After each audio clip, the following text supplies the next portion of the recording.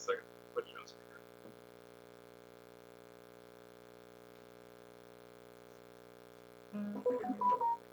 Audio work.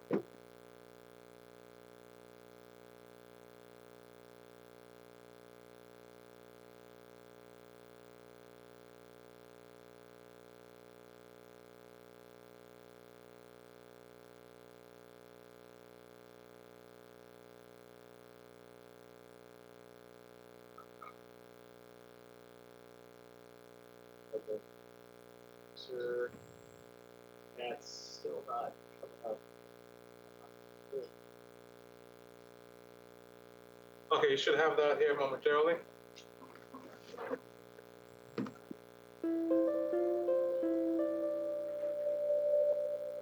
Oh, okay. Weekly. Please click the URL to join. Is that where you want me to click on? Yes. They're all the same. Yeah. Two, and then the next one we just got is the same. It's just kind of the same email Katie wrote. Yeah. It's on social media schools will be reopening again. Yeah. But I don't know what she No. read.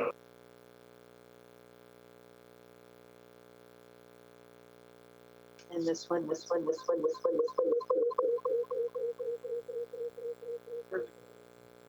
So here, Who's getting it? yeah, it's just about safety. This one's another safety one. Someone's really thinks we're going to be opening up. Back there, or is that Yeah, it was still from shut? April 20. I mean, it was from before. It wasn't. I don't think it's a recent email. It's from April 14th. It's a week ago. So, you know, what a difference a few days makes. Where's the audio? Okay. Hi, Shirley, hi. Shirley. Okay. Okay, now it should be actually. Good.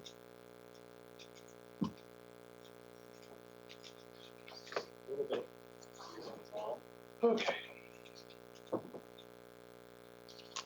Very. So, while I'm thinking about it too, Caroline, when we do the board meeting later, we'll do like the minute countdown and everything else, so that way everybody's sort of prepared for when that gets started later. Okay. And then let me just check to make sure he has sound out there. It looks like we should, I'm just not sure. We were getting that feedback loop, so it had to have been coming from somewhere, right? Yeah, because it was making a bunch of noise on the. So, and if you look at the volume mixer, it shows that it's there. So I'm kind of confused. It doesn't sound good. I can try it again. You let me know if you want to reset it. I'll reset it. What time are we starting? As soon as they can figure out if there's sound coming through the broadcast. 12 o'clock. Perfect. All The right. answer to your question, 12 o'clock. What time is it now? 12 o'clock, 2 minutes after. 12:02. But I can't start until the sound is correct. Okay, I can't hear you. Okay. I can hear you now. Second, let me get them started, and then I will get that set up for you in there. I sent you an invitation to this one, didn't I? I believe so. If you want me to set up. Yeah, just log in. Well, no, I don't want to log in with that being shown behind there. There's going to be another name that's popping up. People on YouTube are saying that the sound's coming through. Okay. I didn't hear you, Eric. Sound's coming through on the television? On YouTube Live, the people on YouTube Live are saying they're getting the sound. Okay, perfect. All right, so we're going to start the broadcast here on this side. Sure. Right? Are we ready? Sure. Sounds like we are. I don't see Bridget. She's not on. She's gonna be on a little bit later.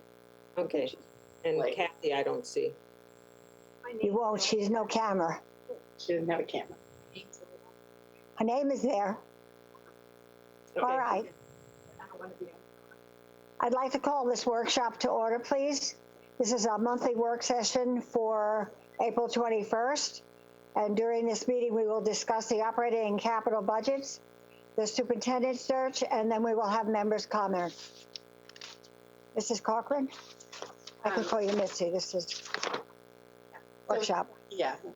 We'll go ahead and start, since the majority of folks that are on are related to the capital budget. I'm going to turn it over to Jody and have him lead the discussion with regard to the 5-year capital plan and next year's budget. Okay, well, thank you very much, Mitzi. I appreciate it. So we've got a few people online today to talk about our capital budget options that you have in front of you today. We have Sheena Runyons from the finance office. We got Paul Pitcher from Director of Construction online here, and then we've also got Mickey Ryan, Director of Planning. So we will take a team approach to kind of walking you through what we've provided here for you.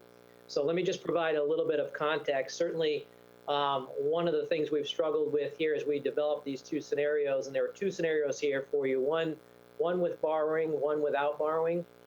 And I think procedure-wise, what we're going to do is I know on my desk, I've just got both the plans laid side by side, and we're just going to walk through both of them at the same time and talk about the different options. The big project that you'll see as we move forward this, the reason for the borrowing option is construction of a new K-8 school over on what we're calling the Hale property, just off of Clark Road and Lorraine Road, which we're in the process of due diligence on that property as we speak. So as we walk through, that's really the big project that'll stick out, and we'll talk about a little bit. But certainly as we put these options together for you, we are doing our best to kind of make some projections and talk about what we think the economy might be doing. Certainly that's we don't have any more knowledge than anybody else does, and we're making predictions based on what we know at this particular point. And so moving forward, if something changes, then we may have to come back to you and adjust a little bit. But at this point, we feel very comfortable with what we presented you here. So with that, Paul, would you mind, if you're on, would you talk a little bit about kind of our basis for how we've priced all of our projects in both of these scenarios? Paul? Yeah, Jody, I apologize for not having video. I've had some difficulty getting on my iPad, so I am on my computer, which doesn't have a camera. So one of the approaches that we took from year to year, and some of the things that we've seen in the past, is when we put projects out in year 4 or 5, when we first start the capital planning process, as those projects move forward and get closer and closer, we've never really adjusted those projections as it's gotten closer. And in some instances, obviously with costs going up, those projects should have had escalation as we moved year to year. So this is one of the first years that we've kind of implemented that. As we bring those numbers closer, or those out years in, we'll be trying to escalate those numbers based on a certain criteria. This year, what we've done is 10%. Obviously, the environment we're in right now, we're not real sure where it's going to go, but we will be getting some real-time dollars here pretty soon. We will be going to contract with the Pineview classroom building, and we'll also be going to contract with the classroom building at Englewood. Right behind that will be the VPA construction, or the remodel at Booker High. So we will be seeing some real-time numbers coming at us real shortly to see what this current financial impact is going to have. So we've taken a little bit more aggressive approach to try to use real-time numbers to price things in the out years. But as those years get closer and closer, we're trying to adjust accordingly as we see what the economy's doing. Yeah, thank you, Paul. And I think the other thing, too, as you see projects move from year 5 to year 4 to year 3 to year 2, year 1, keep in mind the other thing that's happening is scope is developing more. So in year 5, we may have an idea of what that project would look like, but as that project starts to creep closer, the planning team, the construction team, and certainly the customer are involved in talking about what are the details of that project. So as that project becomes more in focus, certainly our pricing gets a little better. So I think Paul's team has done a great job of doing the best they can do to price this at this point. And again, if we see a dip in the economy, we see a dip in construction, then we can certainly adjust these prices moving forward. But that's right where we are at this point, is that 10% escalation per year. And again, that's what we're seeing historically in the last few years, and what we're projecting for next year in the construction industry. So With that, let me move on and ask Sheena to talk a little bit about revenue projections, because that's the other thing we're all concerned about. Certainly is what is our revenue going to look like? So Sheena, would you talk a little bit about kind of your thinking behind the revenue projections for both millage and sales tax? Yeah, we did do some adjustments to sales tax revenue for the remainder of this year and the 5-year capital plan going out. We held it at the same level as we're predicting that we'll collect this year. We haven't really gone in and did any adjustments to millage yet because it's really kind of up in the air as to how much of an impact this pandemic will have on the millage revenue. Of course, we'll be looking at property valuation and new construction, trying to keep up with that to see which direction we're going. So the sales tax in the budget that you're looking at is the only thing that's been adjusted for the pandemic. In the future, when we get a better idea of the impact to our capital revenue, we'll adjust it if we need to. And we'll look at impact fees as well if construction seems like it's not going anywhere and people aren't putting up new housing and things. We may have to adjust impact fees as well. But for now, we're going with the same thing that we had before the pandemic on all the revenue except for sales tax. And that's the only one that's been adjusted down. And I adjusted it down for the remainder of the year by $500,000 for each month that we have not collected yet, just because I know people are not out there spending on, the big ticket items that sales tax is collected on, like cars and boats and things like that. They are still out buying necessities, so we are going to get sales tax revenue. But I looked at the historical data from the recession from 2007, 2008, and going forward 5 years, how that affected our revenues then, and tried to come up with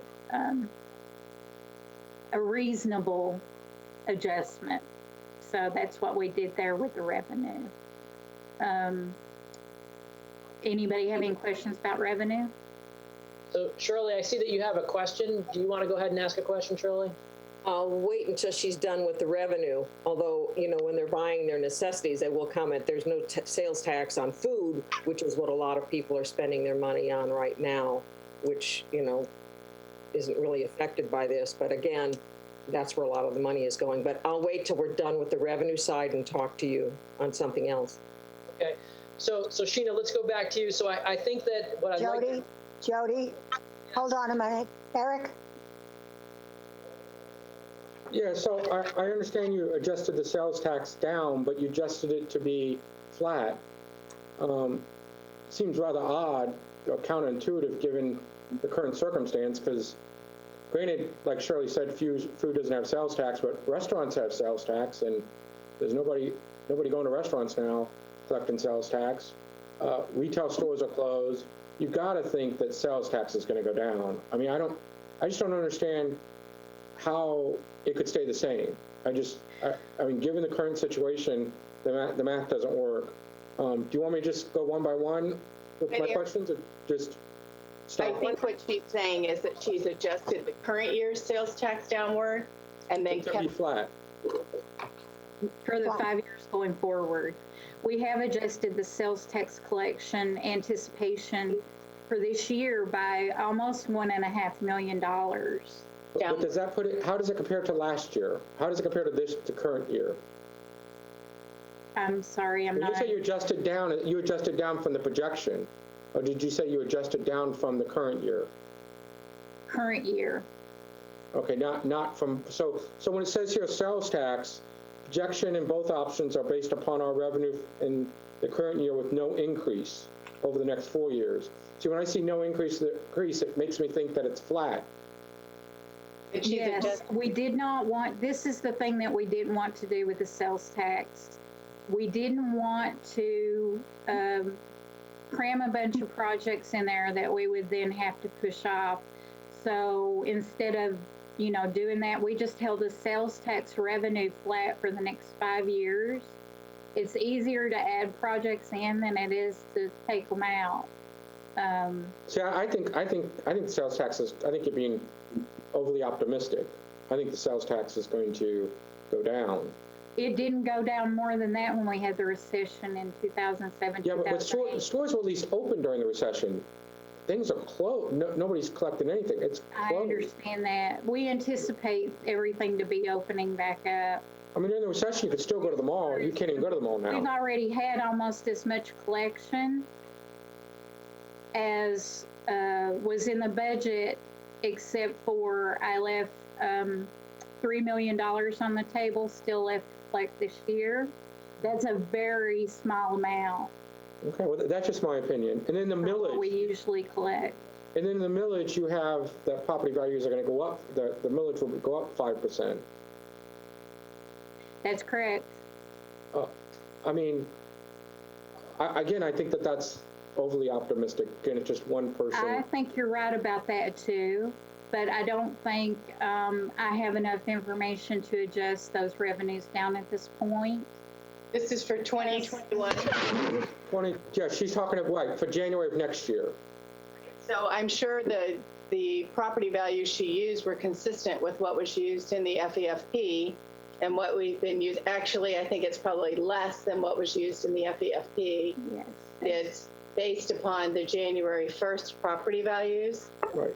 That's property values, so I'm just fearful that January 2021 property values will be lower from January Correct. 2020. and that would be the 21-22 budget. So that would be correct. That's not this year. That's next one. And then my final question is, you mentioned adjusting the impact fees. You said that? Mhm. Did I hear you correctly? Yes, you did. And when were you looking at doing that? Talking about projected collection, actual fee. No, I thought she said adjust the fee amount. I thought she had said that. No, I don't have the authority to do that. I'm understand, talking but I was- about our revenue budget. We Okay. we may have to look at what we have budgeted and adjust it accordingly, depending on Are you thinking that you're going to adjust it up or down? Coming in. Down. down. I wouldn't adjust it up for sure. Okay. I agree. Okay. All right. Thank you very much. You're welcome. Eric, those are all really valid questions at this point, and certainly our team has, over the last couple of weeks, tossed all of those around 5 and 6 times over, and I think certainly your fears are ours. But here's what we don't know: how quick of a recovery are we going to have? And so that's why I say certainly both on cost of construction. When you even talk about cost of construction, you talk about a couple of different things. We all saw oil fall apart yesterday and go into the negative. Certainly that's a part of the raw material in terms of things that we're producing that go into construction projects. So you've got that. So you can say, you take a look at that and you say, okay, 6 months, a year down the road, materials are going to get more cost effective. Our construction costs are going to go down. But then on the other side, you've got businesses that are closed, so you've got the supply and demand pulling that price back up. So again, I think on revenue and on expenditures, we're doing our best at this point. We're going to have to monitor over the next couple of months, and if we have to make adjustments in either side, we'll come back to the board and make those adjustments as we see things develop in the economy. These are all certainly, I can never remember going through anything like this in my lifetime, and so all I can say is that we need to be flexible, and we'll continue to communicate with the board as we see substantial changes, in the economy that affect this budget. Talking about impact fees, when do we have to go out and do another study? Mickey, do you want to respond to that? It's been 4 years. Yes, there's nothing in our current ordinance that ties that to a specific time. The legislation says that any changes to impact fees have to be based on the most recent and localized data. Right. So we can determine that at any point when we want to relook at those. Do you think 4 years is timely data? Is 5 years? What does staff think timely data is? I think Go ahead, Jody. certainly, so that if you, as a board, if you would like to look at impact fees, we'd be happy to move down that path for you. But again, I think that's a board decision. If you guys feel like you want to adjust those, we'd be happy to take a look at that. There's no No, that time. wasn't my question, Jody. My question was, what does staff think timely is? Well, that's Because you said expenses are changing greatly, which obviously it goes into the study calculation. So my question to staff is, what does staff think timeliness is? You guys are the pros in this. Well, certainly that's a loaded question, and I think that depends on, what you want to do as a district. If you feel like they're too high, then we need to go take a look and have a study and take a look at what they realistically should be. If you feel they're priced right, then I would say then as a board, we would leave those alone. So again, I think that's a loaded question, Eric, and I think that we have to take board direction from you in terms of. No, Jody, I just want to, it's not whether it's the high or low, I want to make sure we follow statute. And we are. That's all. That's my concern is following. So statute says it's timely. My question is, it doesn't matter whether I want them high or low. I still got to follow the statute whether it's timely. So my question is, what's timely to the district? Timely only refers to if you want to make a change, you have to base that change on timely data. So if the board said, hey, we want to take a look at impact fees because we either feel they need to be adjusted up or down or whatever that looks like, then we could not rely on our study from 5 years ago as a basis for that. We'd have to go out and start another. So we could keep it the same for 20 years? You're nodding yes? Okay, thank you. Yeah. Okay, so I think let's moving forward, if you're okay, and Jane has her hand up. Jody, one of us is, how are you controlling it, Jody? Because you were calling on people. I just saw Shirley put a chat up there and said she'd like to ask me a question, so That's what I want to ask you. Are we going to use the chat or are we going to use hands? Because I can't see the chat. So you can see the chat. So you want to use chat or hands? But we can't see the chat when we move. Up to you, however you guys would like to do it. But I know Jane had a question. I know. Hold on a minute, though. I want an answer. I want an answer. Jane, Shirley, what do you want to do? Why don't we let Jane ask the question and Joe? I'd like to use hands because you can see that and that makes it easier. And then we can circle around, and make sure that we get everybody included more easily. Okay. I just want to have one way of doing it. Okay, so after the questions on the revenue, I have a question on the expense side when we're finished with the revenue. Okay, Jane. Well, I just want to put out there that I think we need to do a study and look at impact fees again. I don't think they're high enough. And I think it would be my wish to see where we are with the current situation in this county. We are building a lot. I mean, on every corner we are building. There's a lot of homes going up. I know we've always said, 0.2 children per home was the last finding of the impact fee study. But, whenever we want to get around to talking about that, I'm all in favor of a good discussion. I would definitely want to put it on the next workshop. Shirley? In regards to the expenses, I know I talked to you a little bit, Jody, about the changes in the expense for the Booker Middle School roof and the increase on what was the field, the track costs, and now it's track and field, and both of those have gone up substantially. And you explained it to me, but maybe other people might have that same question. If you could touch on that just briefly. I could, and so my plan, if it's okay, my plan would be to walk through every project and just talk about the scope, and if there's been a change in price, I think we can do that quickly. Will that be okay with everybody? Sure. Yes. Okay.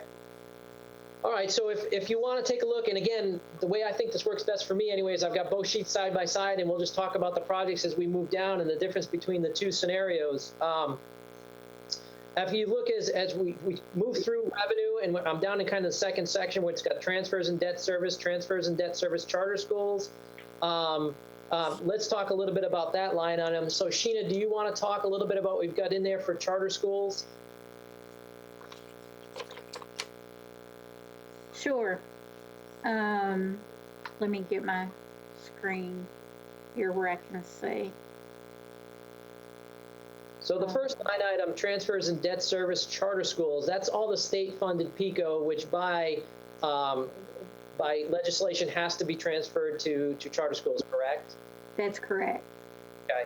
And then the next. And we've just taken a FTE estimate, looked at last year or this current year what they received in PICO and kind of went off that and tried to calculate what they may get next year.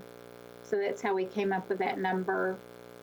And we've had a couple of schools that are like may open, may not open. So that number is very fluid and it is not final. And then the charter school payments from millage is the one that the board decides whether we pay or not. We are not obligated to if we don't want. And that calculation is based on the same FTE for charters as the PICO. And Sheena, correct me if I'm wrong, so that's based on the same calculation as last year, which is how much? $250 per FTE.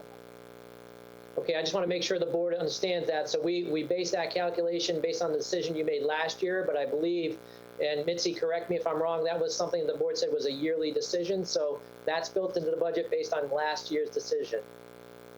So we need to get some consensus from the board on if that's the direction you'd like to continue to move in for 2021. So you're asking us if we would like to contribute $250 per FTE to every student in the charter schools. Shirley? Again, the reasoning we did that last year is charter schools are part of our district. You know, their numbers count towards our numbers. And I think our charter schools are seeing the same problems that we are right now with revenue shortfalls. And I think it would be wrong for us to pull that funding away from them now. We always had been sharing our capital dollars with the charter schools. And now with the money from the PICO, we've reduced the amount that we share. But I think we should still continue to share our capital dollars with the charter schools the way that we've always been doing. Jane? They're going to get a bit more money from PICO this year, it looks like, but we still don't know what's going to happen next year. And the governor will not be deciding on things until, I guess, late June. So I have some trepidation about next year. I agree. Our charter schools stand with us. They're part of our school district. Our students come in to charter schools, many of them in middle grades, and go out into our high schools and high schools. So I've always been a big supporter of our charter schools and will continue to support them. Eric, do you want to comment? No, I'm good. Okay. So just continuing to walk through the two scenarios, the other thing that's different, if you look at the capital budget plan with borrowing, you will see in the revenue section, there's the new debt at the top that's got the $55 million. That would be the COPS borrowing for the new school. So that's another change between the two in the revenue sections on the top. So any questions on revenue and the changes between the two? Shirley? I think we saw, several years ago how important it was for us to, how much we saved by actually going in and borrowing those dollars to spend these dollars now while the economy is having some problems. And I think that was one of the best decisions we made, especially now when we're talking interest rates. I think that's like 1.4% on this bond. I don't think our money's going to be worth that, when we start paying it back. So I would encourage us to go forward with this bonding scenario that you've showed us, because I think it A, helps our community, and B, helps the bottom line for us and our taxpayers going down the road. Jane? I think it's a great idea to go forward with the borrowing. Yes, it does help our construction and all of our partners in this area, which are a big one leg of the three-legged stool. And I think that we have crowding in our schools. We are going to need this school desperately by the time we get it there, and it's in the right area and the right emphasis. So I'm well committed to this project and to borrowing. Eric? Yeah, so let me start off when I got on the board and I saw the 5-year capital plan. We had elementary J, and elementary J was on there, and each year elementary J got pushed out a year until the point where it just fell off our 5-year plan. Because at that time, when they did the Kendall Oliver study, the impact fee study, we were told the sky was falling and we had to do this. And we figured out creative ways not to do that. I agree with Shirley that borrowing at this time, you're not going to find a better time to borrow. My only question is, do we need to borrow? If we need to borrow, then I'm all fine for that, but I would like to have a more robust discussion about, is this the right place? Is there a more cheaper, more efficient way to find the solution? This may be the best solution, but before I commit to say $55 million at the same, and going out and borrowing $55 million, I want to make sure that it's the best solution and it's the most efficient solution for the district. We have other schools like Wilkinson and Brentwood in that same area that are under capacity. We're going to have to redistrict Ashton when we build a new school. So I know people don't like redistricting, so you're going to have to redistrict whether you build a new school or don't build a new school. And so the question is what's the impact of redistricting without building the new school? I don't know, but I'm not saying I'm for or against it. I'm just saying I need additional information before I can make my decision.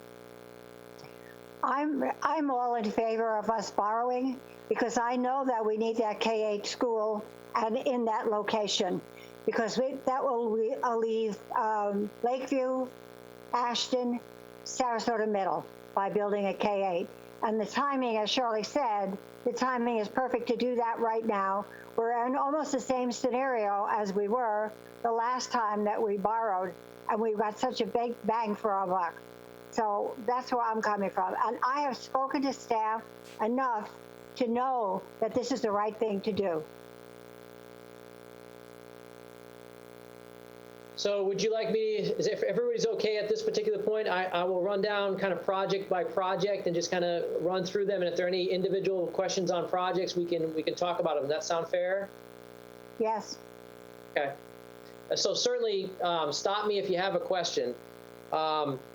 As we start at the top, in terms of individual larger projects, the number one project there is Bay Haven HVAC and classroom refresh. This is in the older buildings, the main buildings over at Bay Haven. We've been struggling there for quite a few years with our HVAC system, and you can see this is going to be a very interesting and complex project, just because campus is so small. Typically with scheduling, we would bring in a bunch of portables. We'd bring kids out of the buildings. We'd do the renovations while school's going on. We have a very tight campus there, and so are we going to be able to bring portables onto the campus and do that, or how are we going to work some unique schedule will be kind of the key at Bay Haven. But this is replacement of all the air side, and if you've been into Bay Haven in quite a while, recently, the classrooms really need to be updated. So this includes cabinetry, windows. It's a full refresh of those older buildings.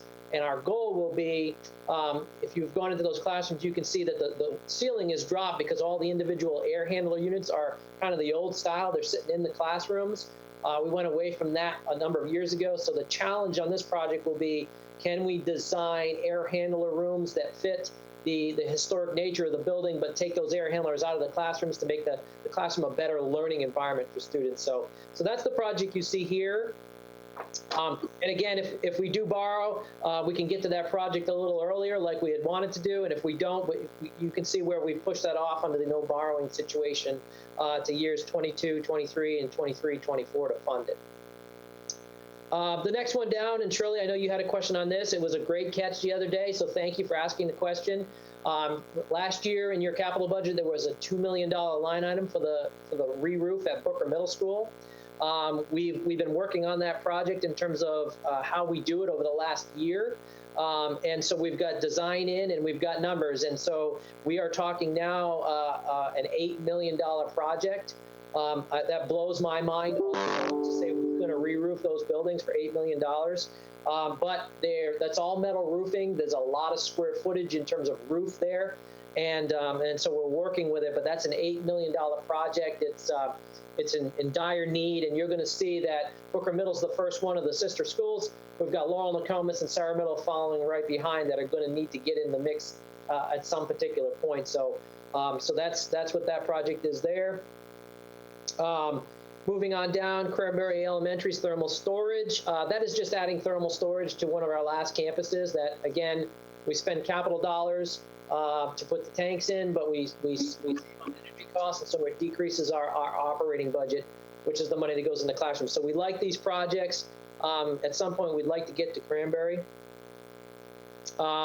Data transmission alternatives. We talked with Joe Binswanger again this year. Again, this is kind of as a line item that's just kind of out there in the out years, that if ever we would not be able to get our deal with the local provider and we had to lay our own fiber in the ground to partner with the county, this is the start of the cost to do that. And again, it's I don't think anything's changed in our agreement at this point, but it's just kind of out there on the horizon as a placeholder, so we all remember that's a possibility in the future. Inglewood Building 6 rebuild. This is an additional add there. This is for additional furniture, FF&E in that particular building, and to finish that project off. That project, Paul, can you give us a little quick update on Inglewood Building 6, where you are with that project?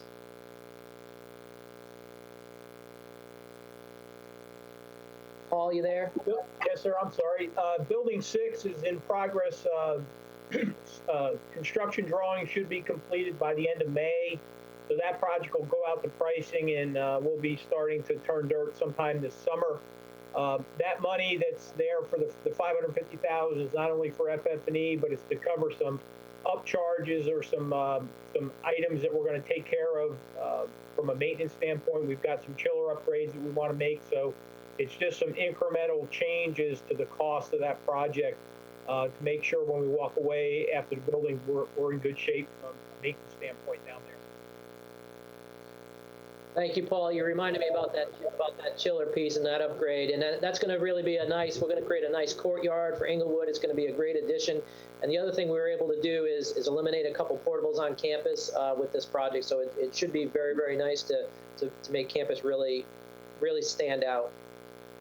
Fruitvale Building 5 refresh. That's the old cafeteria building. If you're standing looking at the main building, it's the building to the right. And if in the two scenarios, you can see we've had to move it quite a bit. We had planned on getting started on that this coming year. It's been rolling forward in the capital budget. You can see in terms of the COPS, the scenario where we do not borrow, we've had to push that off out to year 5. And so that project includes upgrades like windows, cabinetry. There's electrical upgrades there. That's really a building that's been modified over the course of many years and needs some renovation. Garden Elementary front entrance enhancements. You can see the big differences in the two scenarios. That is kind of your approach to Garden, what it looks like when you get there. The perspective as parents pull in or community members pull in. So we want to provide some upgrades there, working with the principal. And that also includes, there's not a lot of lighting in the parking lot. This would be LED lighting in the parking lot for Garden Elementary. And certainly a lot of those sidewalks and things around the front, kind of sprucing that front entrance up.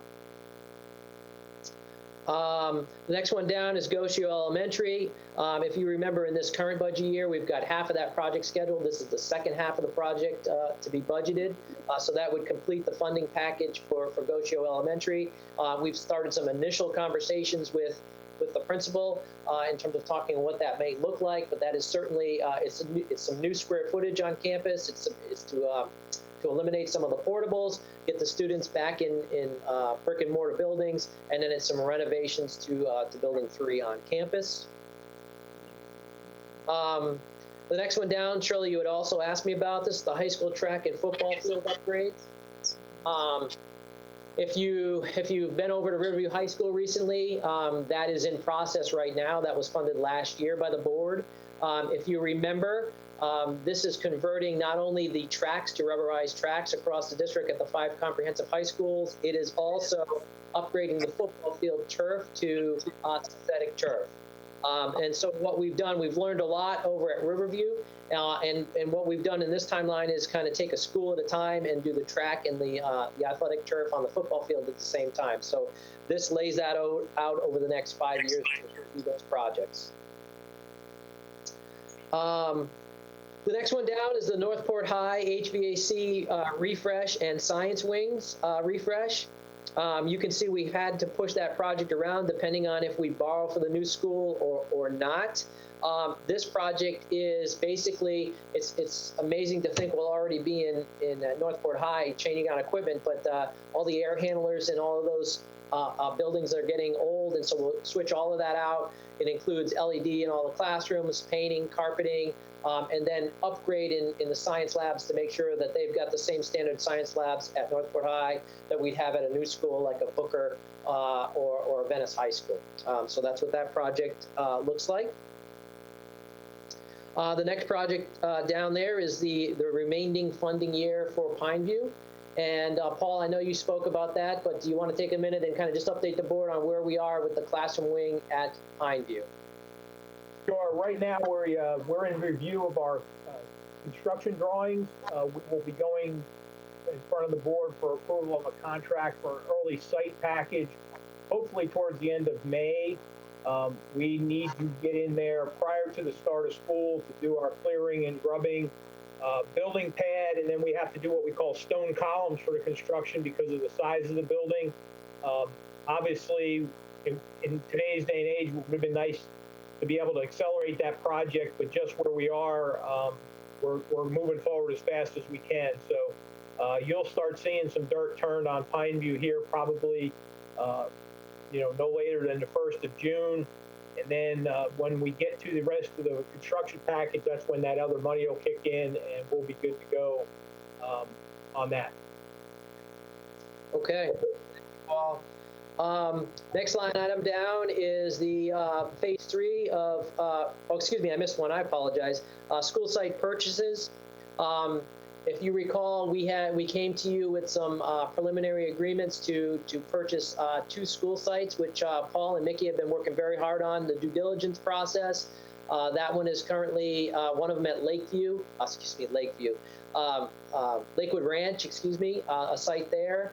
The site we're talking about putting a school on in this budget here, the Hale property off of Clark Road.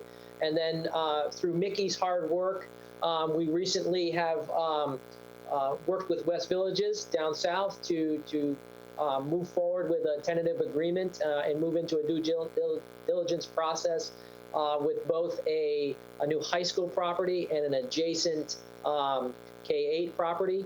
Again, if you remember the details on that purchase, we currently own a site across from the stadium. We will be basically trading that site for another K-8 site, and so at the end of the day, Minnesota Beach Road will be connected to River Road, and we will have 2 adjacent sites, one for high school and one for K-8, right next to one another on the new Minnesota Beach Road. So that'll be coming forward probably in the next month to a board meeting for you to approve us to go into due diligence with that particular property. So those are the 3 property purchases that are kind of in our immediate field of view. As we move on down, STC Northport Phase 3. Again, we have not had a lot of discussion what that might look like. It's kind of still sitting out there as a placeholder. You can see in the 2 scenarios, we did have to move it actually out another year if we move ahead with building the new school without borrowing. Taylor Ranch Elementary thermal storage, that's just like Cranberry. It's just another school that we have out there that does not have thermal storage. Again, we'd like to do that as soon as we can, again, to save dollars on the general operating side. And that takes us through all of our currently funded projects or projects you've seen in the past. Moving on down to the projects at the bottom. There's a new one for you this year, which is called District-Wide Condition Assessment. And so I apologize, I just can't remember. It's been a while, but those of you who are on the board 8, 9, 10 years ago when we did our condition assessment, remember coming to you with a process by which we created a building facility condition index for every building based on real-time information about the conditions of the building, the systems, and so it allowed us to be very objective in terms of the projects we brought forward. Those studies, we maintain that for a number of years, but over time, those studies get less and less applicable just because building conditions have changed. And so we feel it's time that we need to go out for a condition assessment. This would be of all of our buildings. It's about 8 cents a square foot. But again, what that really does is allows us to be very objective in terms of how we spend capital budget money. It's based on actual conditions in the field. And so I think 10 to 12 years is when we need to be looking at those studies. And so that's why you see it in front of you here, just to make sure as we move forward, we have good information, good costs for you when we bring these projects forward. Jody, I'd like to add that this also ties in with a 5-year plant survey, which is due June of 21. Absolutely. Thank you, Mickey. I forgot to mention that. I appreciate that very much. In our 5-year plant survey, Mickey, it's making sure we've got a good accounting of all of our spaces.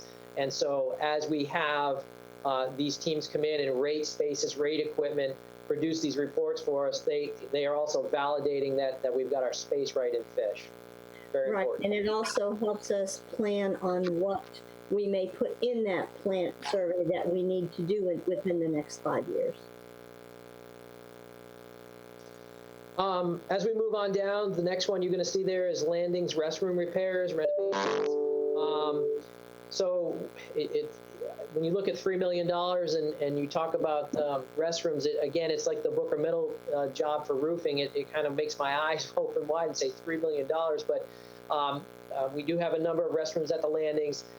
We are in severe need of repiping all of our waste pipe at the landings. It's all cast iron pipe. It's cracked. Those of you who have been around the landings often know that we get a lot of smell here sometimes. And so based on the way the landings bathrooms are constructed, we have to tear all the walls out. We have to repipe from ceiling all the way down to the ground. And then certainly we got to rebuild all of those bathrooms back. And so that's something that we absolutely need to get done over the next few years from an indoor air quality perspective. And there's a here from everyone in this facility right now. The next one down is something I don't think you've seen before. Dr. Bowden, our previous superintendent, had talked with me about wanting to put together a track, build a track at Oak Park, and then be able to host a Special Olympics at that particular site.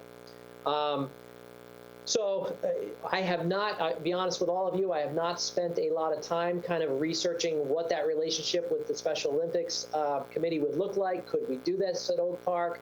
All we have in here is what we know it'll cost to put a track at Oak Park. I know Jamie, the principal at Oak Park, is aware because Dr. Bowden had conversations with her. I was not sure if you guys had been in on any of the conversations as board members. So this one may be new to you, but that's exactly what this project is. And again, it's out in year 3 only because it'll probably take us that long to figure out what does that relationship look like. How do we make sure that we can hold these events there? If that's something that the board thought we should move forward with. The next one down is also Oak Park. It's wing renovations, and certainly as you tour Oak Park, I love going over there. It's just, those kids just bring joy to my heart. And but as you go around and you look in some of those classrooms, it is absolutely time for what I'm going to call an upgrade light. So this will be paint, carpet, and it'll be cabinetry and doors. Some of the doors have been really beat over the years there. So this will be a nice facelift. And we'll do this over the summer because we know Oak Park works year-round. But we'll work with staff there, and this will be a wing at a time over the summer so we can still accommodate all the summer programs we need to at Oak Park. Jody, could you hold for a moment, please? Absolutely. I think Bridget has a question. Bridget, we're raising our hands because the chat is not working. No, yeah, and thank you. And I did press the hand function, but I didn't know who was running point on that. And Jody, thank you for that update. I know when we talked, I guess maybe in February as we prepared for this CIP in March, but about the track at Oak Park, and I know that was the first time I'd ever heard of it. I know we're putting it in year 3, but do any other board members have additional information about that? Because I think it's wonderful, and I think there was some discussion about there would be a potential of interlocal option there, but is there any additional information on that? Not on Jody, I'm asking if any other board members were aware of it or what have you, because I think it's wonderful, but as we financially look to the future, there are things we really need to evaluate. So I just wanted to see if anyone could shed additional light on that. Bridget, I had no idea about this until just now. Okay. This is the first I'm hearing of it. Likewise, it caught me off guard. And again, I recognize it's in year 3, but we have to approve the 5-year plan. And right now, if there's more information that can be provided, so, because otherwise I don't know that it's the ideal item to have on, but just perhaps if anyone has additional insight, I'd love to hear it from my fellow board members. No one wants to speak. Well, I will. Go ahead. I don't know what it is. This is the first, but perhaps, Jody can get more information and bring it to us. I mean, maybe partnering with the county, because it might have something to do with economic development or something like that. I mean, how many are we talking, and how would it enhance the school? I think we just need to know more before we make a decision. Well, since we don't have to approve this until July, why don't we just bring it forward at a workshop and discuss it? Okay. Absolutely. I will make some calls and talk a little bit about this and just kind of see what the thinking behind the idea was. So I will absolutely do that, and we'll get it back before you. Thank you. Was there some thought of it also being placed so that Lakeview kids could also use it or something? For some reason, I'm remembering. Mitzi, you're exactly right. So it's probably been 3 or 4 years, but I was approached by the PTO president at that particular point at Lakeview. They wanted to build a track in the back of Lakeview. And so they were looking for current costs and things of that nature. And at that time, we talked about, well, if you're going to build something, then maybe we'll see, could Oak Park use it, and what might that collaboration look like? So as this came back on our radar, I think I mentioned to you, Mitzi, that, hey, maybe it's something where the PTO from Lakeview could partner. They asked me about that at one time. So we'll definitely touch base with the principal at Lakeview and just see if there's still some interest. And if there is, we'll bring that back as part of the discussion on that particular project. Shirley? I'm fine. Okay. Go ahead, Okay. Jody. All right, moving forward, moving on down the list, the next one is Sarasota High perimeter fencing. This is in addition to Paul is moving forward with the $3 million project to actually create the north-south walkway pathway along 41. Paul, do you want to comment on where you are with that? I know you're working closely with the city on that design. Sure, we've got the design for the east side improvements, and based on the interlocal agreement, we decided the interlocal agreement said do the east side improvements first. We have that design, so we are out for pricing for that. So that'll be done on essentially a change order to the existing Sarasota High contract. The west side improvements, we have them pretty much outlined. The recent events have kind of stopped us from meeting, but our civil and our architects are moving forward with the design. We have been in touch with Ringling College. Of course, we're going to come down in front of their building and then transition into the parking lot. They've had a couple concerns about that and with some of their stakeholders. So we'll be meeting in some way, shape, or form probably in the next 2 weeks to kind of get those issues outlined, and then we'll be moving forward with the final design for the west side, and then we can go out for pricing. And if you guys remember, that was part of the agreement with the city. to be able to close School Ave is that we would make these improvements. We've got the $3 million that you allocated for that particular project. Actually, City Commission has asked us to come and give an update on that, so we'll be working with them in the next few months to just kind of get in front of them and let them know where we are. However, as we were working through that agreement with the City Commission, Dr. Bowden also promised them that we would re-fence the entire campus as a separate project. If you can picture Sarasota High now, we have some decorative fencing running up and down School Ave that Paul has put in over the last several years as part of the projects he's done there. And the rest of the remainder of campus is link fence. Dr. Bowden had promised the City Commission we'd go back and replace that chain link fence with decorative fence, kind of mirror what we're doing with the decorative fencing along School Ave around the rest of campus. So this is an additional project. Paul was able to just get this pricing the other day, and so it's come in at just about $1.5 million to move forward with that particular piece. But I just wanted to make sure you understood it wasn't part of the $3 million. This is something additional that Dr. Bowden had agreed to, and so that's why it's there in front of you today. Shirley? On that issue, while you're talking to the city, one thing that we had been talking about is getting a crosswalk at Bay Vista and East, similar to what they have down at Der Dutchman and the other a restaurant in the Amish neighborhood, you know, where there's flashing lights and everything, because there's students crossing there. There's people from the circus every night. The circus is on, there's crossing, and it's one that's operated only when it's needed. Somebody has to push the button to make those lights go on. But I really think we need to upgrade that crossing, because there's a lot of people crossing at East and Bay Vista. And another thing, you went over the chiller plant at Sarasota High, the line up, which is $15 million that you've got out in 24, 25. My question would be, if we're saving so much money on that, why don't we include that in the bond? Because I'm sure we'll be saving more than 1.4% of the cost in energy savings as we go forward. So I would consider, I mean, why would you not want to move that up front? Because it's a cost savings, you know, and why wouldn't we want to do that now? So thank you, Shirley. I apologize, I did skip that one. So absolutely, let me talk a little bit about the project, and then I would turn it over to Mitzi. If you're okay with that, Mitzi, just talk about it. Do we include that in the bond and what that would look like? But that is on the east side of campus. That chiller plant has gotten up there in age, so that's a replacement of that complete side of the chiller plant. But then that's also in building 13 and 14 air side renovations, which is all the air handlers in 13 and 14 too. So Mitzi, and I apologize, let me turn this over to you. Comment on including that in the bond referendum?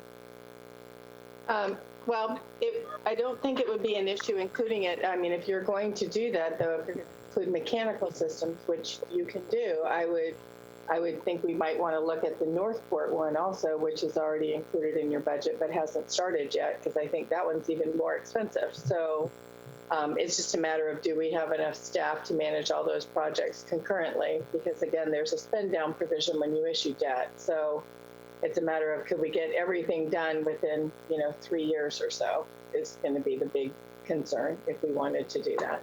It's not beyond the realm of possibility of putting multiple projects together. We did that when we did Atwater and Northport, STC.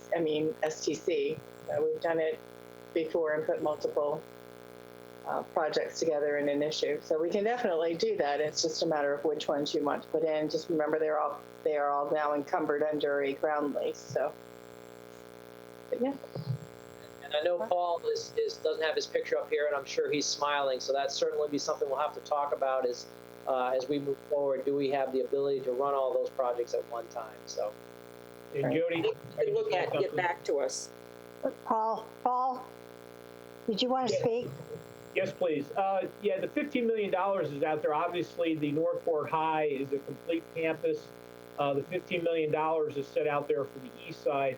Again, what we were hoping to do, too, is once we get the district-wide condition assessment done, that does help us with evaluate exactly what we need to do and then help us cost out those projects. So, again, from a scoping standpoint, the east side, Sarasota High, just kind of hit us within the last 6 or 8 months. So we're starting to look at it, but, we put a placeholder out there in out years for that reason. So we were hoping we'd get through condition assessment to help tell us exactly what needs to be done on that side. Thank you, Paul. Thank you. Go ahead, Jody. Okay, so I think the next one down is, if I'm not skipping again, is the Tuttle Elementary chiller project. This is exactly what it says. It's just replacing the chiller at Tuttle Elementary. And then the large one at the bottom is the new construction we've been talking about, the K-8 over on Lorraine Road, just off of Clark Road. And so as you can see, the two scenarios, one, it's funded up front, and we would start as soon as we could. Again, all is kind of a 3-year project, certainly, at least, a year of design or a little more than a year of design, and then at least 2 years of construction. And so you can see how that falls out in terms of a pay-as-you-go versus a borrowing scenario. So that takes us through kind of the explanation on all the projects and the timelines. Let me open it up to questions and conversations and things that we can answer for you. Would anyone want to speak? Shirley, and then Jay. You just said that construction for the K-8 would take 3 years, but you've got all the dollars in this coming year. Well, and Paul can speak to this, but it's much easier for us to get under contract if we've got it all in 1 year, especially on a new school. Paul, do you want to talk to that a little bit? Yeah, it's fine. Okay. All right. The only reason we would spread that out is over multiple years, is if we're getting really, because again, from a construction perspective and contracting standpoint, especially with a brand new build, it's better for Paul to have all that money right up front so we can get on the contract and get good pricing right away. Okay. Jane? I would think that we would want to look at this again, Judy, yeah. Want to look at this again, Jody, perhaps with making the additions to the chiller plant at Northport and at Sarasota High, inclusive of borrowing for that. Okay, we can take a look at that, absolutely, and see what that might look like. Okay, I agree. Any other questions or comments? Hearing none, seeing none. Okay, thank you very much. Are we through with this section? I'm checking with Krista to make sure she's logging in. I'd just like to say hi to Kathy over there. We haven't seen her for a while, but nice to see you again. So you guys, I think we're good from the capital perspective, so if you want to sign off, you can. You don't have to stay on. Thank you very much. Thank you all. Okay. Bye, Mickey. Thank you. Gina. Thanks, Paul. And Paul.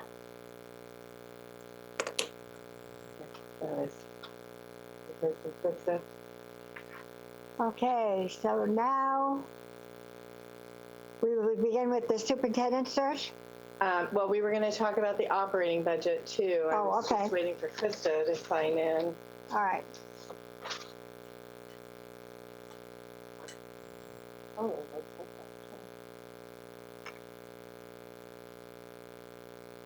apologize. I thought she might have logged in by now. Oh, she says she's logging in now. What? Do you see her trying to log in, Jamal?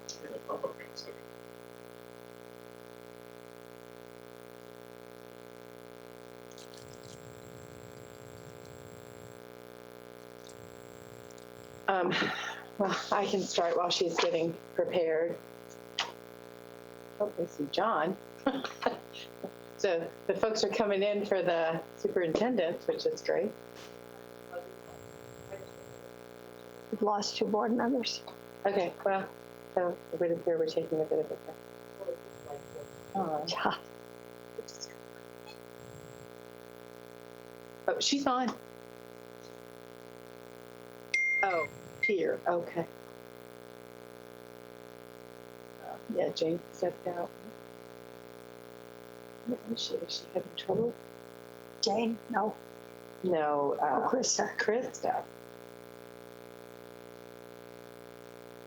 Is it possible to do the superintendent search and come back to this? Sure. Just a suggestion. Although Andrea's not on, because we had told them 1:30, so. She Yeah, we're a said, half an hour early for them. yeah, she said it's connecting. Oh, it's going. Jamal sees her trying to connect.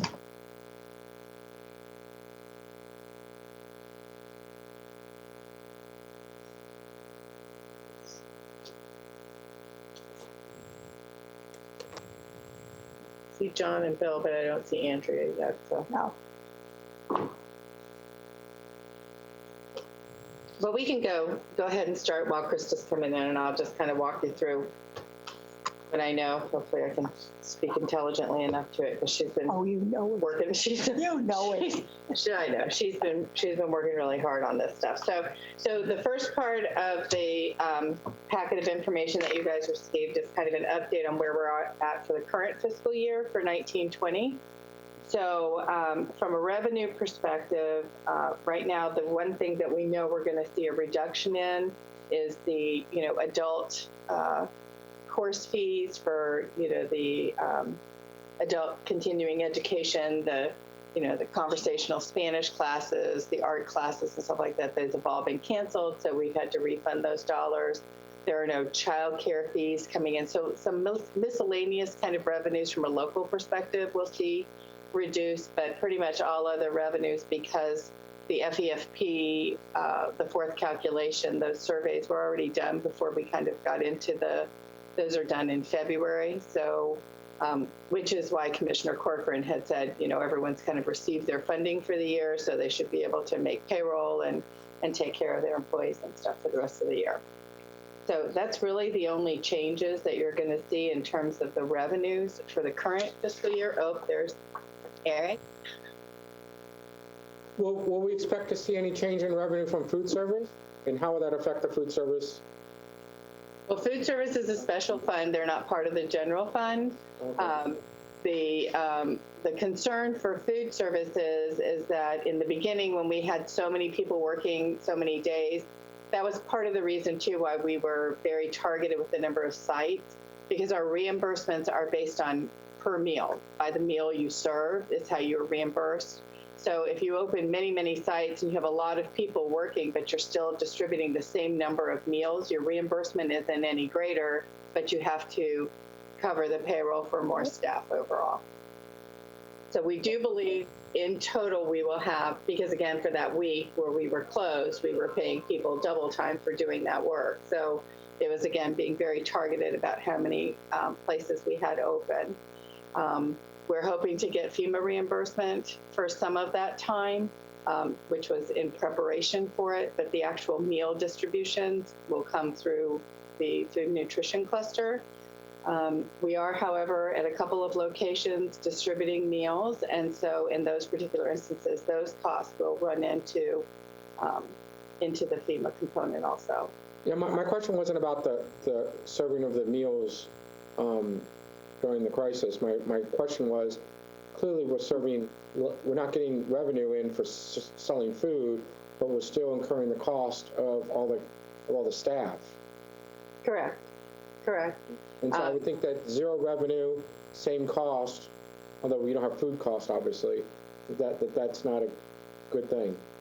Well, and the hope is there isn't zero revenue. We're serving 50,000 meals in a week. So the hope is the revenue we get from that will help offset the other lost revenue we would have gotten, sales or meal reimbursement for free and reduced. So it isn't a complete loss overall. In the plan, ultimately, we'll be monitoring their budget overall. We have to have a conversation. We have had conversations actually with Sarah about modifying her meal prices. They haven't increased their meal prices for a number of years, and so that has to be changed also. But overall, we'll be just kind of monitoring how the cost or how that fund is functioning overall, because they have been eating into their fund balance. So again, they reimburse the general fund for overhead costs. Maybe they won't be able to do that. That's $576,000 a year. So there's other ways we can help that fund out. All right, thank you. Mm-hmm. Shirley, did you want to say something? Nope. Okay, see that pencil going up and down. So Krista, you're on. Yes? I see you. I don't see. Can you see me too? I can't see you. I can hear you. Okay. Well, see if I can. Oh, here we go. Now you can see There me. you are. There she is. All right. I'm not sure what was going on. I was trying. I got through page 1, so it's all Okay. good. All right. Great. Good. Page 1. So the revenues. That's the fun part, right? Well, hello, everybody. I hope everybody's feeling safe and well and families are good. Good to see everybody. So I guess I'll just dive right into page 2, which is our appropriations estimate through the end of June. The first thing that you're going to see is in salaries, you're going to see that the trend is decreasing. That is due largely in part to the coronavirus pandemic. What we've been having, obviously, is since schools are not, the buildings are not open, we've been able to, our teachers are able to log in remotely, and therefore our substitute costs have decreased. And that's a huge expenditure each month. So that's projecting that out through the end of June. Also, other salaries that are decreasing are things that aren't open, like our child care and part-time teachers, because we can't have the adult and community ed running. So those are the main reasons that is occurring. The benefits that you see are reducing are also in relation to that. Obviously, it's not as much because a lot of the benefits are because of our medical and things such as that, which of course don't decrease because subs are decreasing, things like that. For purchase services in the district, those are also decreasing because of the pandemic. We have our travel in county, out of county, those are going down. Obviously, we don't anticipate, those increasing through the end of June 30th. So things that we had planned may not necessarily be happening, and also things that were planned through the months of April and May are not happening. Also, other professional contracts, something that has been, which I'm sure you all are aware of, very diligently and detailed, is that every expenditure that is happening is really being vetted by the entire staff and team as to whether or not this is something that should be taking place at this point in time or can be taking place, or whether we have resources on our staff that are able to do these duties now that people are working remotely. So everybody's doing a really good job of vetting contracts and things such as that. Hospital homebound and things now can be done this way. So the next part is the purchase services. The charter schools at this point in time, that's still trending the same. We'll know more once we get our February survey for our FTE. We'll see what that comes in at. And at that point in time, if there's a change to the FTE, that will also impact the charter's projection through the end of June 30th. So as it will impact ours. For energy services, we just see at this point we're just anticipating a slight reduction in our energy services as schools aren't open. So we should see a reduction in our electric costs, and obviously our gasoline as far as usage. Some things we've already kind of pre-purchased, which will help us into next year. But there's a slight decrease there that we're trending. Materials and supplies, we were thinking that was going to be going up with all of increased paper towels and things such as that. But now, as we are not open, the billings, then we are seeing a decrease in that as well, or anticipate it. For capital outlay, again, there's just things that are not being purchased right now that perhaps we would be purchasing, or at least getting into place, but we're not having our buildings open, so it's not like chairs are being purchased and things such as that. Other expenses, that's pretty much due to the decreases due to fees and things such as dues and fees. So things such as extra tests that they would have to be purchasing for add-on FTE, which is like our ACE and things like that. There isn't necessarily purchasing that. or, you know, if people are going to conferences and having to pay for dues and fees and things like that, that's not occurring right now. So these are the trends that we're seeing right now. Every year or every month, we're going to be watching that and seeing how that is changing. So that is impacting us and doing a reduction now. However, some of these things, though, we'll be able to continue to realize them as a savings, like our subs. Some of the things are basically getting pushed into next year. So as we go into next year and look into what that is, you'll see some of these things being added back on as normal costs, or maybe as costs that kind of got postponed. So if we want to turn the page. Kristen, I'm sorry. Shirley? I have a question, it's probably more for Jody than for you, and that is the energy cost, the gasoline. We're seeing gas prices, you know, less than $1 below what they were 6 months ago. And we have capacity to store that. I mean, are we watching to when gas prices bottom out and just before they start rising again, filling up those storage areas, or? Yeah, so really, absolutely. Jim Basilata does a great job of that in transportation. All of our storage is full though. So, you know, we're not using a lot now, so we're not turning over a lot of fuel. So they typically, especially as we head into some kind of a pandemic, or if we head into emergency, pop those tanks off right away, just because we don't know what we're dealing with. So they did turn those tanks off. So moving forward, our ability to capitalize on the cheaper prices, just do we have capacity in the tanks to fill them? All right, thank you. Eric? Have we looked at buying any future contracts? Because I can imagine we buy so much fuel, and fuel isn't going to be cheaper than it is now. Have you thought about buying any future contracts for fuel? We have not looked at buying futures contracts for fuel. So, you know, the futures. If we can lock in today's prices for the foreseeable future, I think it would be a good deal. That's all. Sure.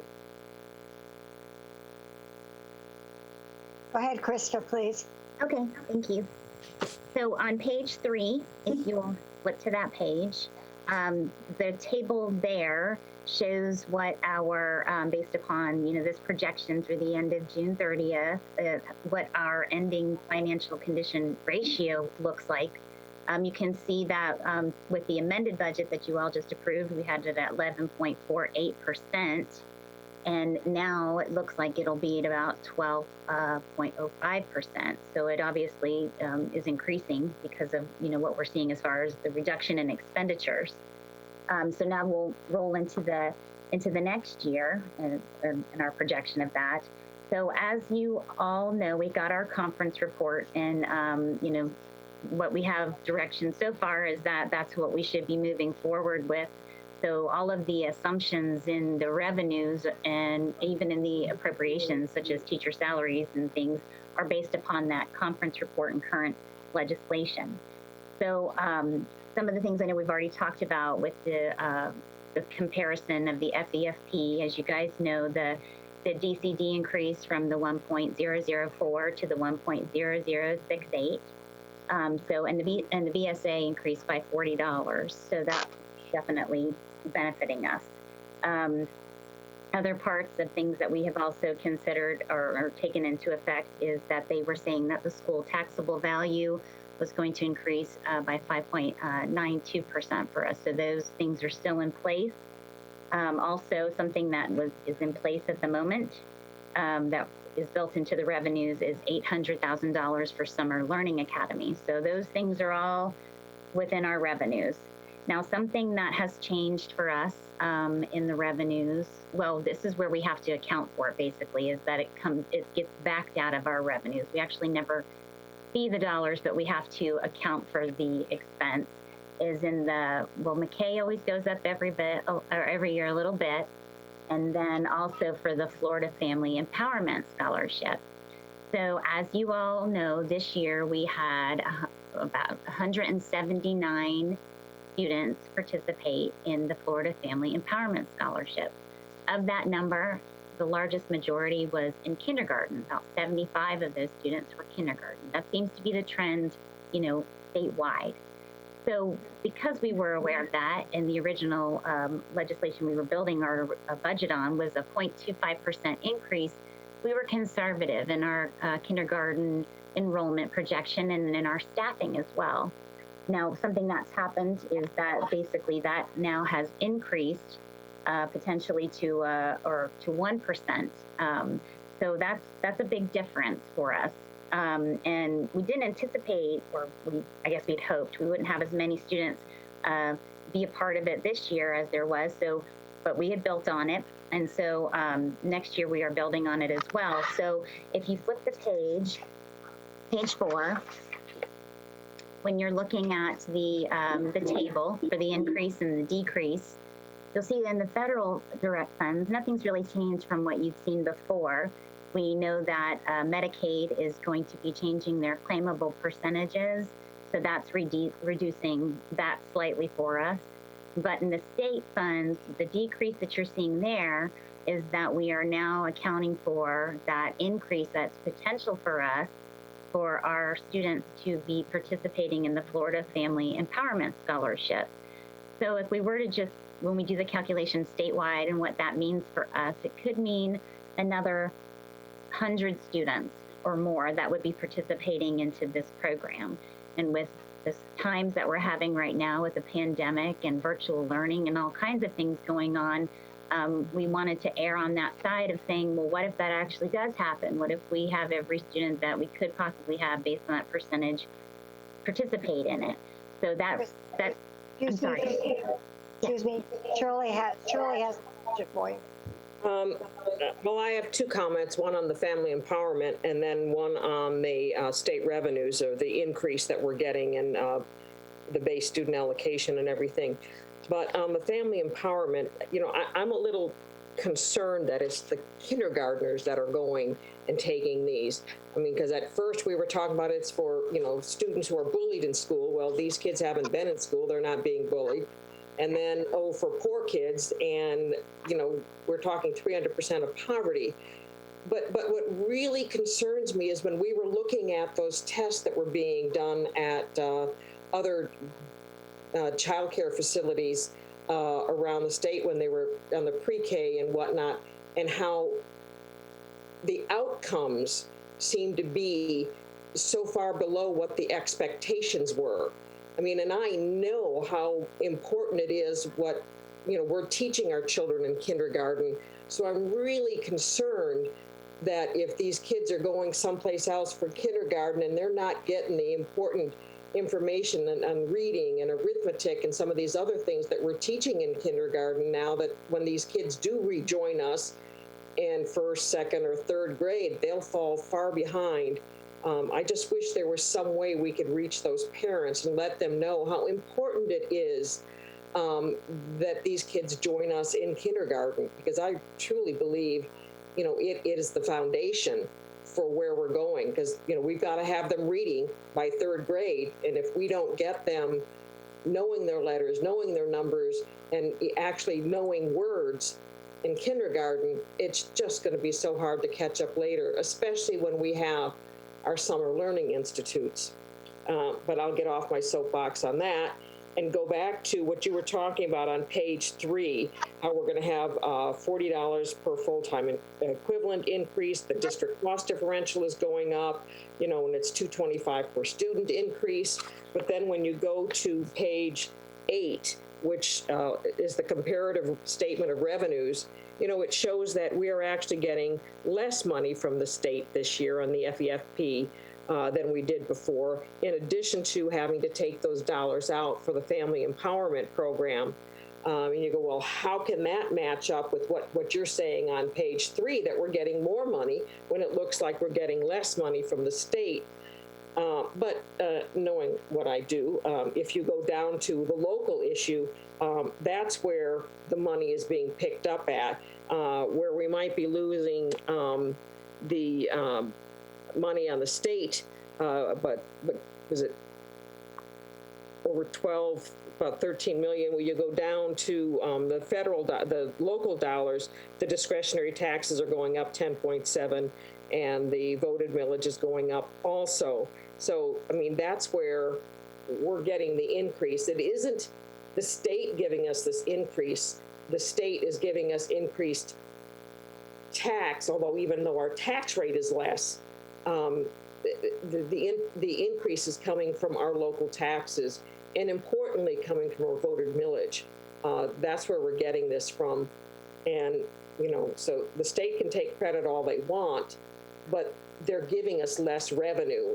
They're just giving us additional authority to raise our local taxes because of our property values increased. Eric? But we can say the state raised our money. I don't care who gets credit. Krista, it's great seeing you. You staying well? Yes, thank you. You Great. too? And your family? Yes, thank you. Glad to see you're safe at home. So you went on the call earlier when we were talking about capital budgets, but they used some of the same underlying assumptions that you made, which I would expect to be consistent. First off, lowest hanging fruit. I really think that they're going to do a special session and we're going to lose our $800,000 for summer learning. And the question is what does that mean for summer learning next year, and what does that mean to our budget? And I still think a 5% increase in property tax is optimistic. I'm hoping and praying that the property values stay flat. I think it's quite possible that they actually drop. And so just if property values stay flat, what is the projection to our budget? Well, so the 800,000, Mitzi has also said that she's not certain that that's going to stay within it either. And when I had originally put it together, I'd taken it out. But because we wanted to make it at this point in time with what we had, it's in there.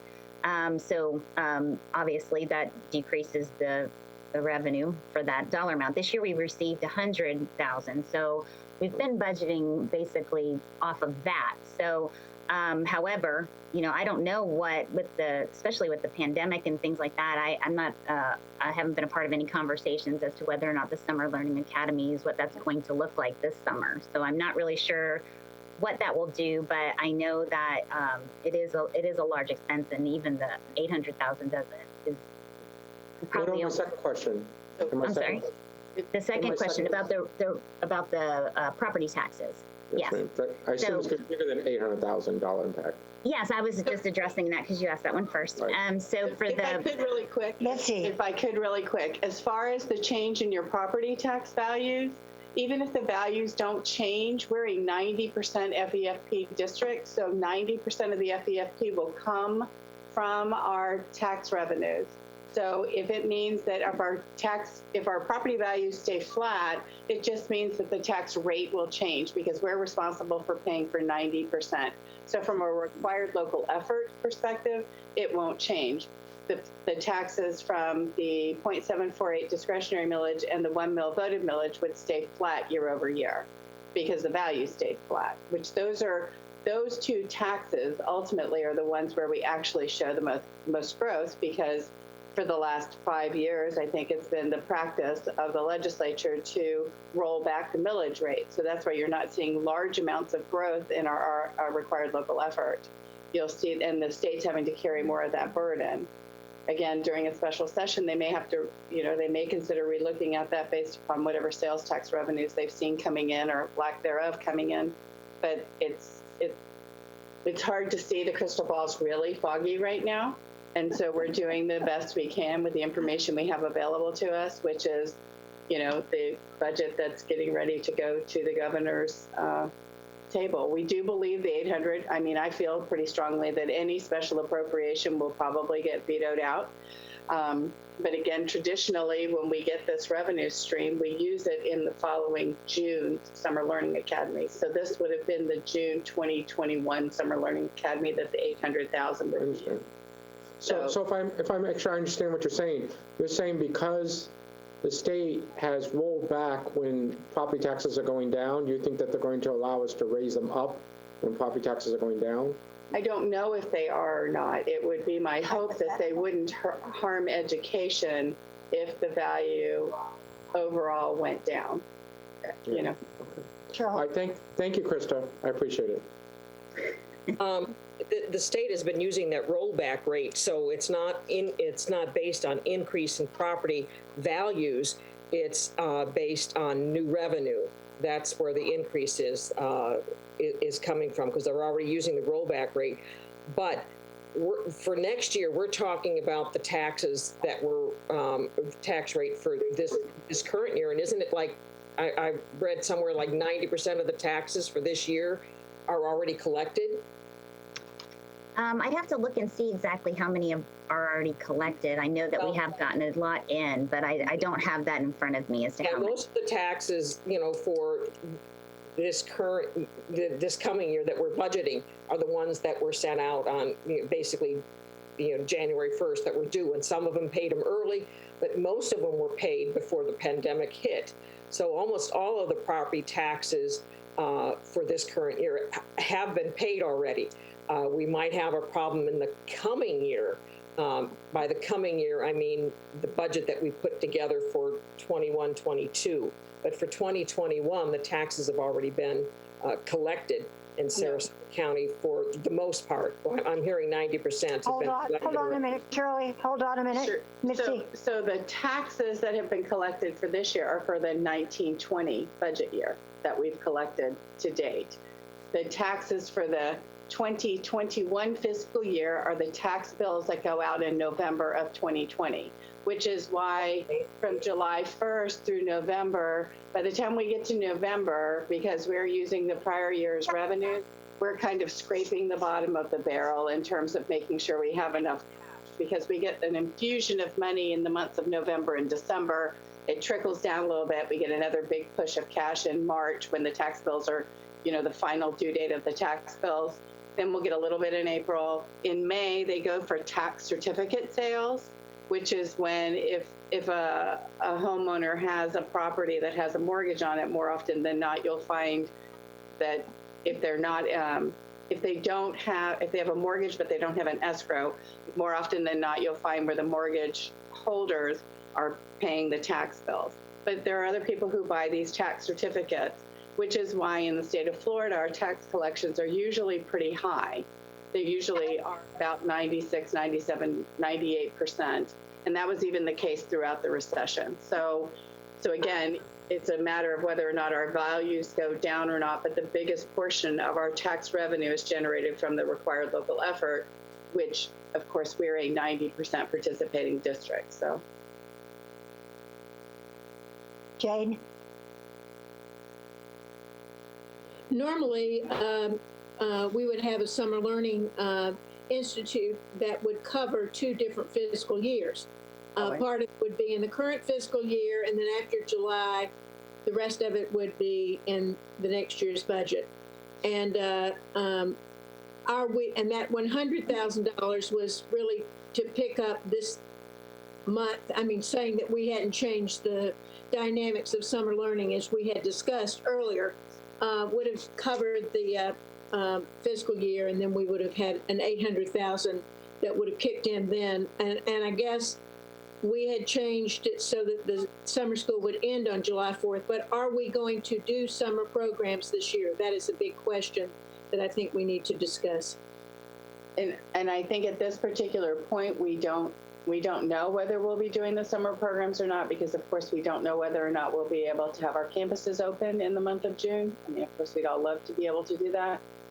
So then there's also the consideration of, do you try to change how summer learning looks? Do you do virtual summer learning academies? Do you change the number of days?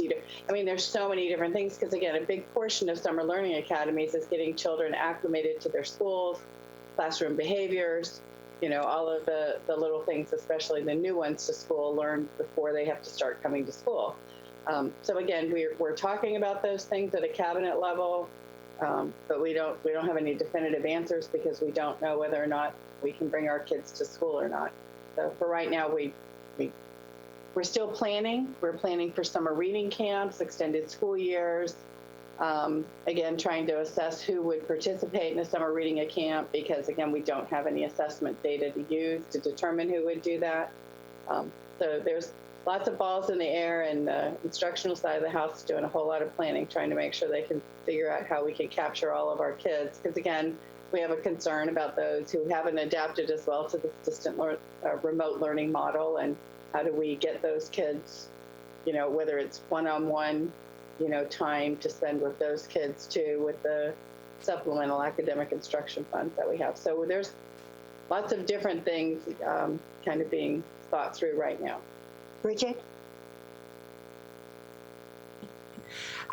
Mitzi, yeah, thank you. And I don't, I know this is a budget conversation, but I'm glad we addressed this. And I do think, because I understand that there are still a lot of unknowns, but, and I don't, as far as when we meet next, but that is something many families are eagerly, in general, concerned about. And I just want to make sure, I have no doubt the instructional team's working diligently on that. But as things roll out, any way that you can update us in whether it's a board meeting or not, I think it's certainly an important topic because of the disruption and trying to figure out how to do that. So that was my only comment. Agreed. Okay. Okay, Krista. Okay. So back to the Florida Family Empowerment Scholarship. So basically, because of the potential increase in that, and as Shirley said, the kindergartners were 75 of the 179. So we have increased the amount of funds that we believe will be, reduced. So that's why you see the state funds have actually decreased as well because of that. So we're anticipating that.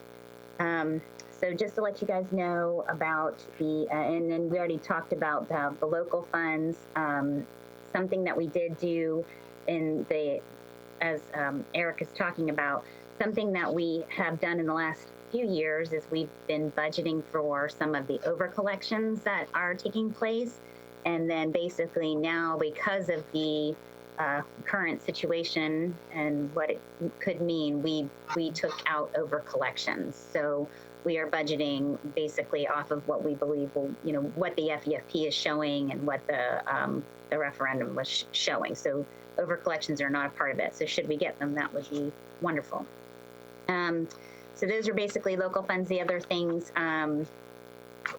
so those are just that's the main part of what's happening with the local funds. And in the transfers, something that's reduced in the transfers was the rekeying project. So that was something that happened is happening in the 1920 year, and then 2021 it was reduced out of there. So, and something that was increased in that transfer was the property insurance is supposed to be going up. So that addition is in there. Okay, so I think that's probably all it for the revenues. So we'll go on to the appropriations if everybody is okay. So the main expense, of course, is our salaries. And what we have in the salaries that is increasing it so much is the teacher salary allocation that the state has in there. And that's 7.8 million. And of that 7.8 million, roughly 15% of it goes to the charters. So the balance then is flowing through to the salaries and the benefits. So you can see that the increase is included in there. Another part of the increase that you all decided on was that the SSP 7 aides would be increasing their calendar year. Some are 186. We had done that since the last recession that we had, and so basically we bumped it up to 196. So there's an increase of 10 days to their calendar, so that's added into the salaries, as well as SSP 4s. Remember, we've raised everybody up from 3s to 4s. They get 3 extra duty days. So those items have been allocated for in the salaries, as well as the 0.5% increase. So you can see that's what that looks like. As far as positions that are in the salaries, so because staffing is actually, things are supposed to be coming back from the schools tomorrow is the deadline, and we've been getting things in, but because we don't have a clear picture, we haven't gotten it all back, it's not due to HR until May 6th, we won't know exactly what that looks like. So as far as, exactly how many positions, if schools decide to use their own, funds that they have and waiver positions and add positions, which they do every year. So I'm anticipating they would be doing that again. So that's going to be changing the number of positions that we have. But So we don't have the exact number set. So what it's based upon is this year's current unit allocations that we have, but it has a decrease in the overall number of instructional units of negative 9.6. And what that was during the year, the team spent a large amount of time going through and analyzing the class size information, the legislative class size information in the reports from DOE, and in that came up with 16.6 positions district-wide, so that's spread out, to which they could be reduced. But in the same, so that had happened, but then also because we were trying to anticipate growth, we added in 7 units for growth, so that's how we got the net of the negative 9.6. And then the other thing that has happened during the staffing when it was given out was the aides have increased from for 16 of them. So those are the only net changes that you're going to see when you look at the position unit allocations is in those 2 areas. The next time you see something, we should have the results from staffing in, so we should have some true numbers in there for you to be able to see and do some comparisons, so we can see what people are doing. We have been, go ahead. I hate to run a little time, so okay.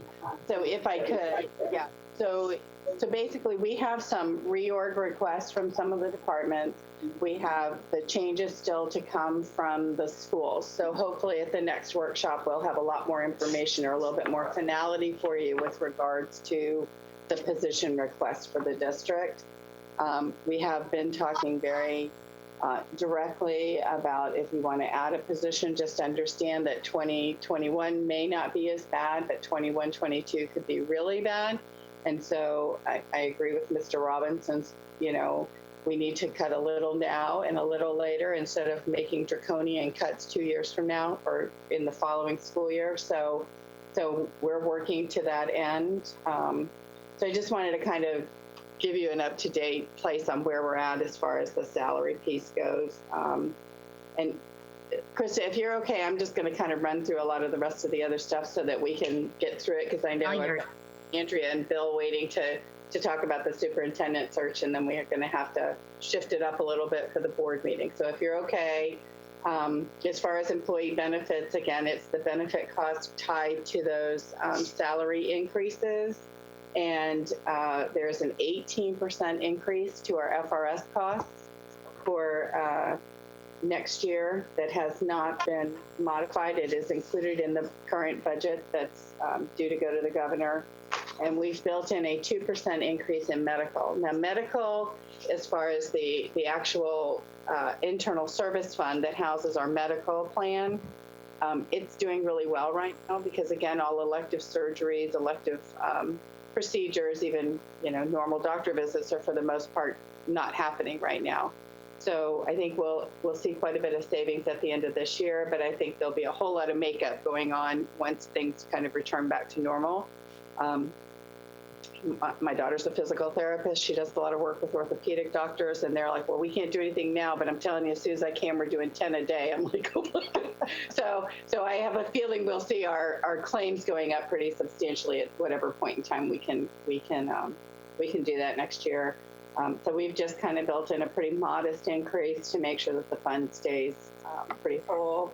As far as the purchase services for the district, I mean, we're anticipating increased costs for our charter schools. However, we do now know that Dreamers is not opening, and Suncoast School of Innovative Studies is closing their middle school campuses or their middle school program, and Island Village Montessori is closing one of their campuses. So we should see a bit of a change in their enrollment overall for next year.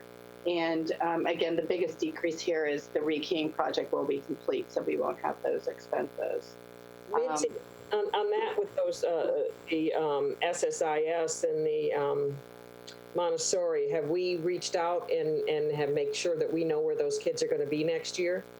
Yeah, so Katrina and the budget department have all been working really closely in trying to determine where those kids are currently districted to go, so that we can make sure that when we're doing our staffing for those schools, we can anticipate that those kids for the most part are going there. But ultimately, it'll be, registrations that occur, moving the kids over.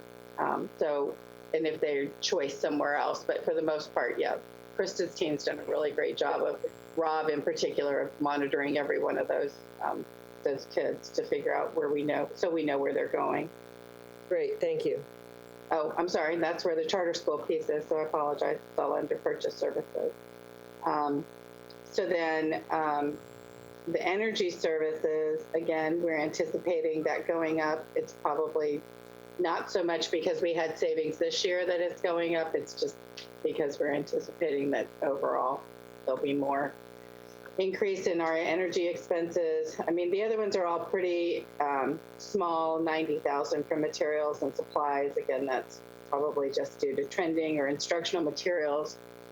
We are going to see some new adoptions being required here because of the new standards. So that'll be coming in a couple of years. So you'll see that number go up pretty substantially here soon. Capital outlay is going to go down a little bit, and everything else is just mainly due to trending. They've changed just a little bit, but nothing material in terms of changes for appropriation. Anybody else? We're losing people. Look at, they got no pictures anymore. I just got names. What happened to Jane and Bridget? You're gone. So ultimately, there's Bridget. So on the back page, or on page 6, you'll see that these changes, based upon when we last discussed the budget with you in February, and where we believe we will be. It shows that, in February, we were anticipating our financial condition ratio to be 7.71, and we're now expecting it to be about 8.34%. So we're trending better, and we're hoping after we get through with some of the other changes from the budget, it'll be a little bit better than that to carry us through. Krista, anything else? Sorry, didn't mean to kind of hijack you. I just wanted to kind of... No, you're good. You're good. Yeah, just to say again that we are still in the staffing process. So as far as knowing how that's going to end up, we'll have that, and also the zero-based budgeting. We're getting all that in as well. So, Eric. Never mind. I'll talk. I'll ask the question offline. Good job, Krista. Thank you. Thank you. Yeah, good job, Krista. Thanks, Crystal. And that's what the associate CFO. No. Just like, no. Bye-bye. Stay safe. Thank you. Thank you. Bye-bye. Now moving into the superintendent search line. So there they are. There's their faces. I think Andrew was going to kind of kick you guys off. Oh, there's John. Yeah. Hello, Madam Chair, board members. Yeah, John. Just missing Bill. He should be joining us. Got Eric playing with his backgrounds. He's got like so many different backgrounds. I love the one with the classrooms, though. Class seats. That's classic. It's like sitting at a desk. Bill?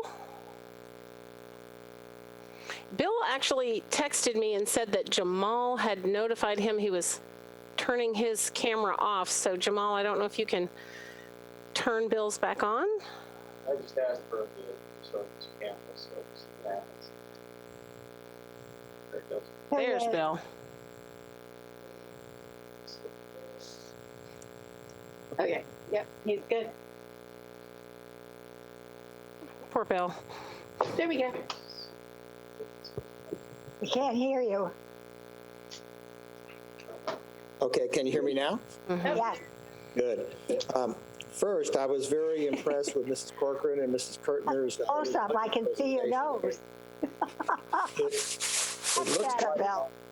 you all are prepared pretty much for any eventuality that's coming forward. I thought it was very interesting that some of the cost savings that are going to be captured now, too, are things that you normally wouldn't expect. So it looks like that is in really good shape. Our first agenda item was a discussion of the qualities.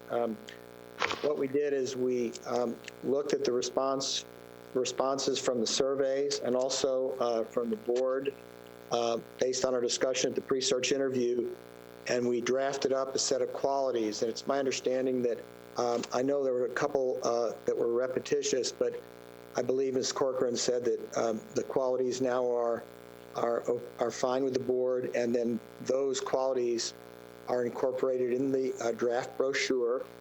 They're also used for the Citizens Advisory Committee as they're evaluating the candidates. And then when it's time to do interviews, those qualities make up some of the interview questions. So I'll just turn things back over to Ms. Zucker. I believe the qualities are okay with the board at this point. Are there any questions from the board regarding the qualities of the superintendent? So I sent those to all of the board members and heard back from them all, and they were good with the qualities you developed. You were correct. There was a repetition between quality 1 and quality 13, so we removed quality 13 from the list, but the remaining 16 qualities are all included in the draft brochure. Great. I have a question. On the draft brochure, on the last one on the white column, it seems a little disjointed. It demonstrates extensive knowledge, business, finance, and then slash, including the budget and operations. I mean, if you're looking at, I don't know why including the budget isn't part of the finances, or maybe we wanted to say something about the Florida finances. And then when you go over to the bullets on the blue side, the second and third one both have cultural of commitment to excellence repeated in the two, and it maybe change the order of them so that it's not so glaring that line is repeated. And I trust you to make those small cosmetic changes without changing the overall input of what it is you want to say.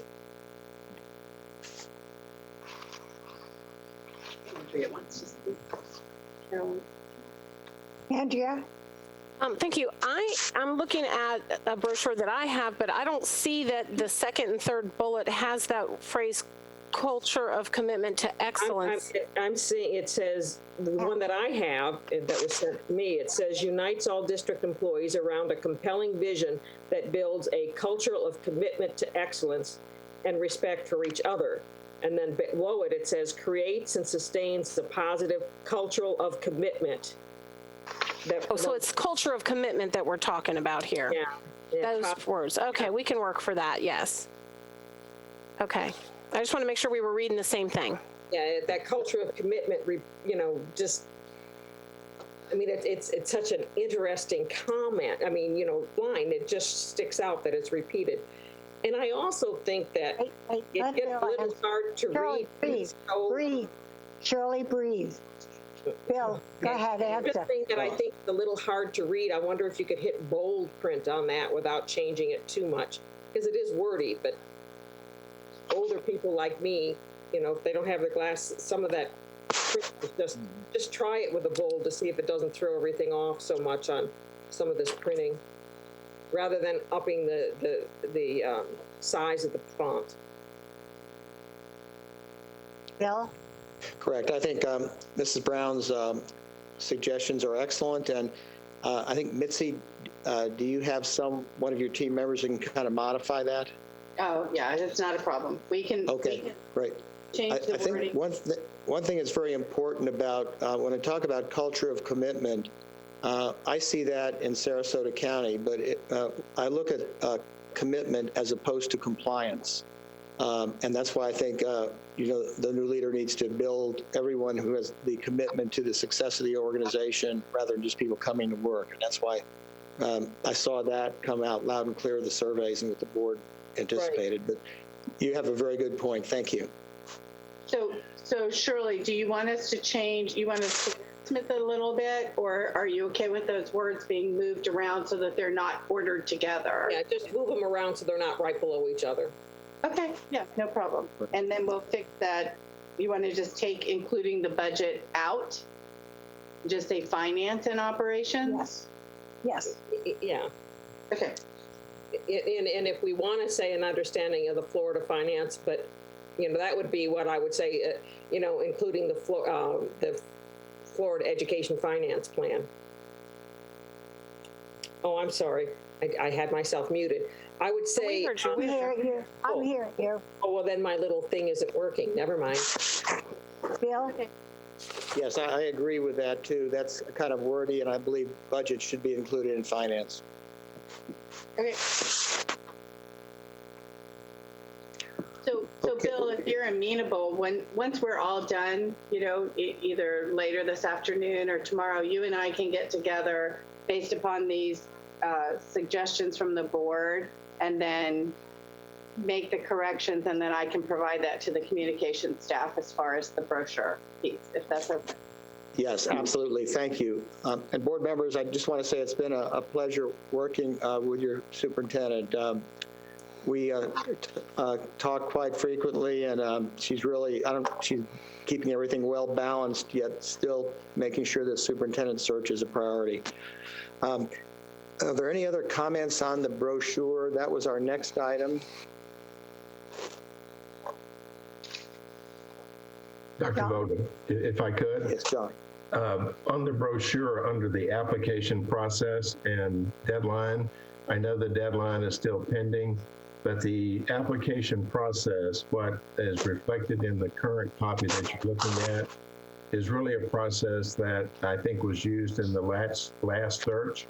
Mm-hmm. And I know that in one of our previous workshops with the board had agreed upon, and if I could just read this briefly to make sure we're all on the same page as far as how the application process will work.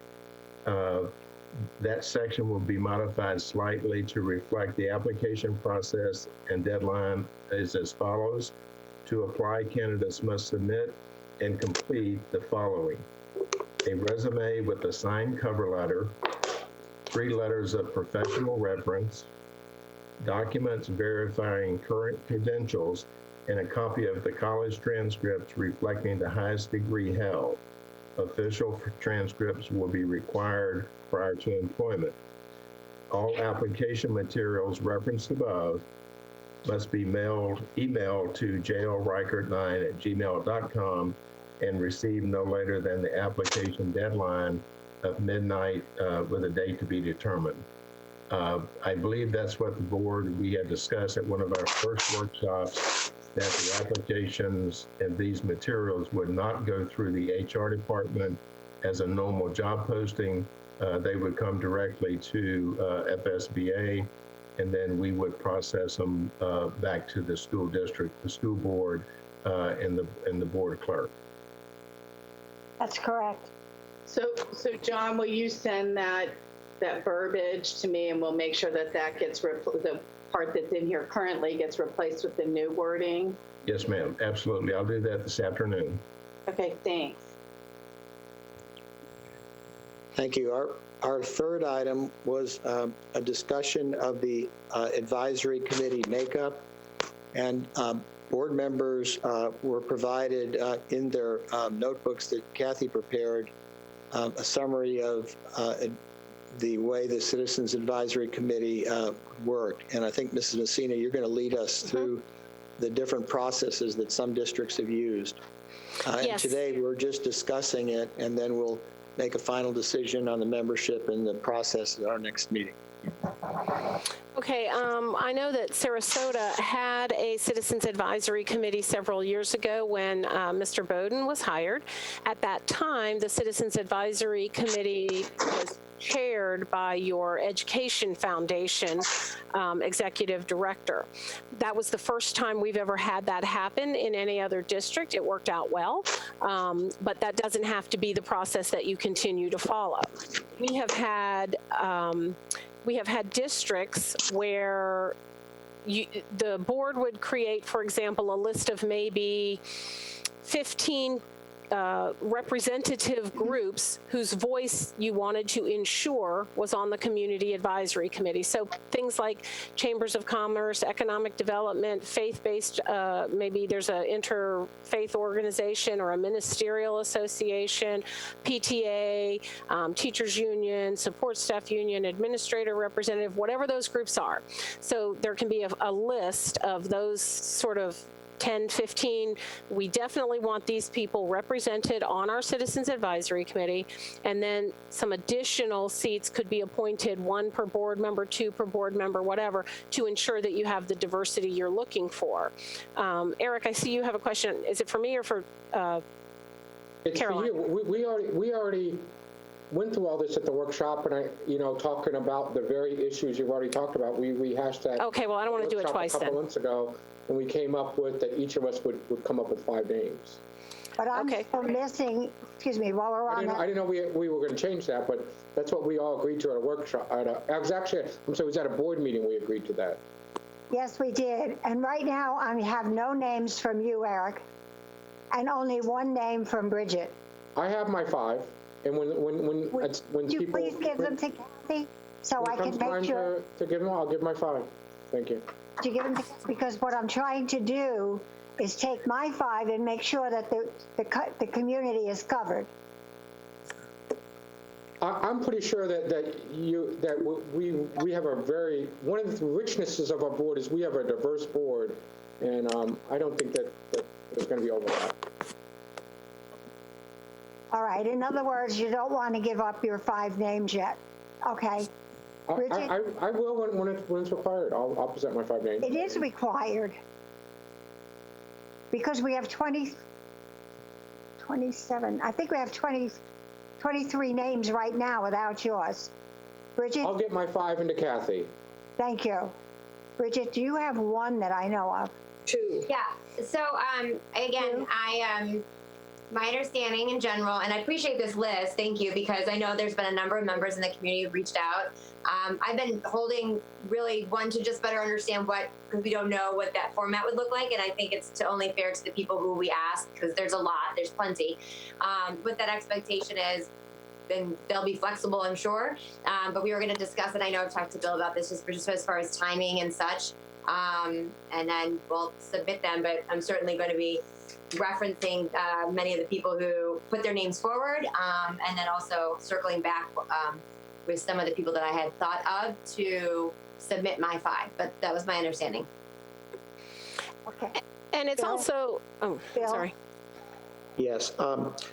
Would the board like Mr. Riker to go through the general responsibilities? I know Kathy provided this to you in your notebook. Just to talk a little bit about the operation of it, just to make sure the board members are okay with that. So you're talking about the mechanics of the Yes, ma'am. of the committee. Yeah, I'm hearing that we're all in agreement now that each board member is going to submit 5 names, and the final approval according to the timeline for that would be May 19th. So we still have some time to do that. But if the board would like, Mr. Riker could go through and just talk a little bit about the mechanics. Could I ask that each of the members kind of reach out to those people who they are going to appoint or have appointed to ensure that they understand what the rules are, about the not communicating with each other because of the sunshine law, and what their responsibility is when they're expected to meet and or how they're expected to meet, because I don't know that we're going to be meeting in person. They probably will be meeting Zoom or something. I don't know. So if we could explain when we want them to meet and where or how, so that they have an understanding of what their expectations are. And so we can I would like to then give it back to my people saying, here's a recommitment. Are you able to do this? Yes or no? Okay, Andrea? Yeah, I just wanted to say, once we approve the final timeline, which John's going to lock you in a little bit later, we'll have the dates of the Citizens Advisory Committee meetings. That's contingent upon when the advertisements close, because once the advertisements close, that's when the Citizens Advisory kicks in. I will say that in Escambia County, the school board attorney for Escambia County and I recorded a sunshine law training so that each member could take that training online before the date that the committee starts or the very next day. So that's easy. We can get that first kind of what would have been the first meeting off to the side, and they can do it at their convenience. They don't all have to coalesce at the same time. Then we would have the organizational meeting. They would get the resumes and application packets, and then they would have their own deliberations, which we can certainly facilitate. So all of that is contingent upon the advertisements being posted and when they close, right? John, help me out here. Yes, ma'am, you're correct. Typically, we would, when the advertisements close, this draft timeline that I'll run over with the board in a couple of minutes has the first advisory committee meeting after the advertisements close 2 days later, and that would kind of kick off their responsibilities. We would certainly before that time have the electronic training that Andrea mentioned available for those persons to access and complete, and then we move through that process. But the overall kind of flow of things will kind of be covered when I address a draft timeline kind of based on some of the decisions that the board made at the last meeting. Thank you, John. So would you want, where should we go now? Do you want to discuss, Bill? Yeah, just in summary then, I think we're all in agreement that each board member will appoint 5 members to the committee.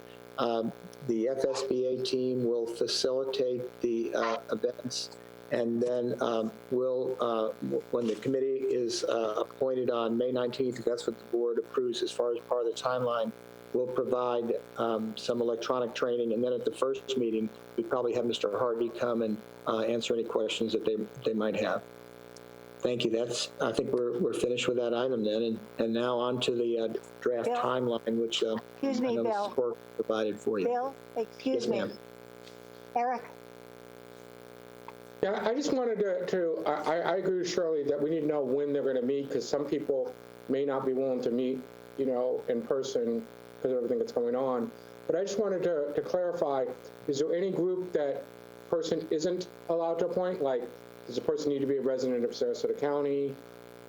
Is there any, because last time we couldn't appoint candidates, and now we're allowing candidates to be on the Citizens Advisory Committee, so we're politicizing that. So if we're going to appoint my candidate, my opponent, he's going to be on it, then I may appoint myself because my opponent's going to be on the board, and he's going to be using it for political purposes. I mean, I want to be there if he's going to be granted. I don't want to be on the board. I think it's inappropriate for candidates.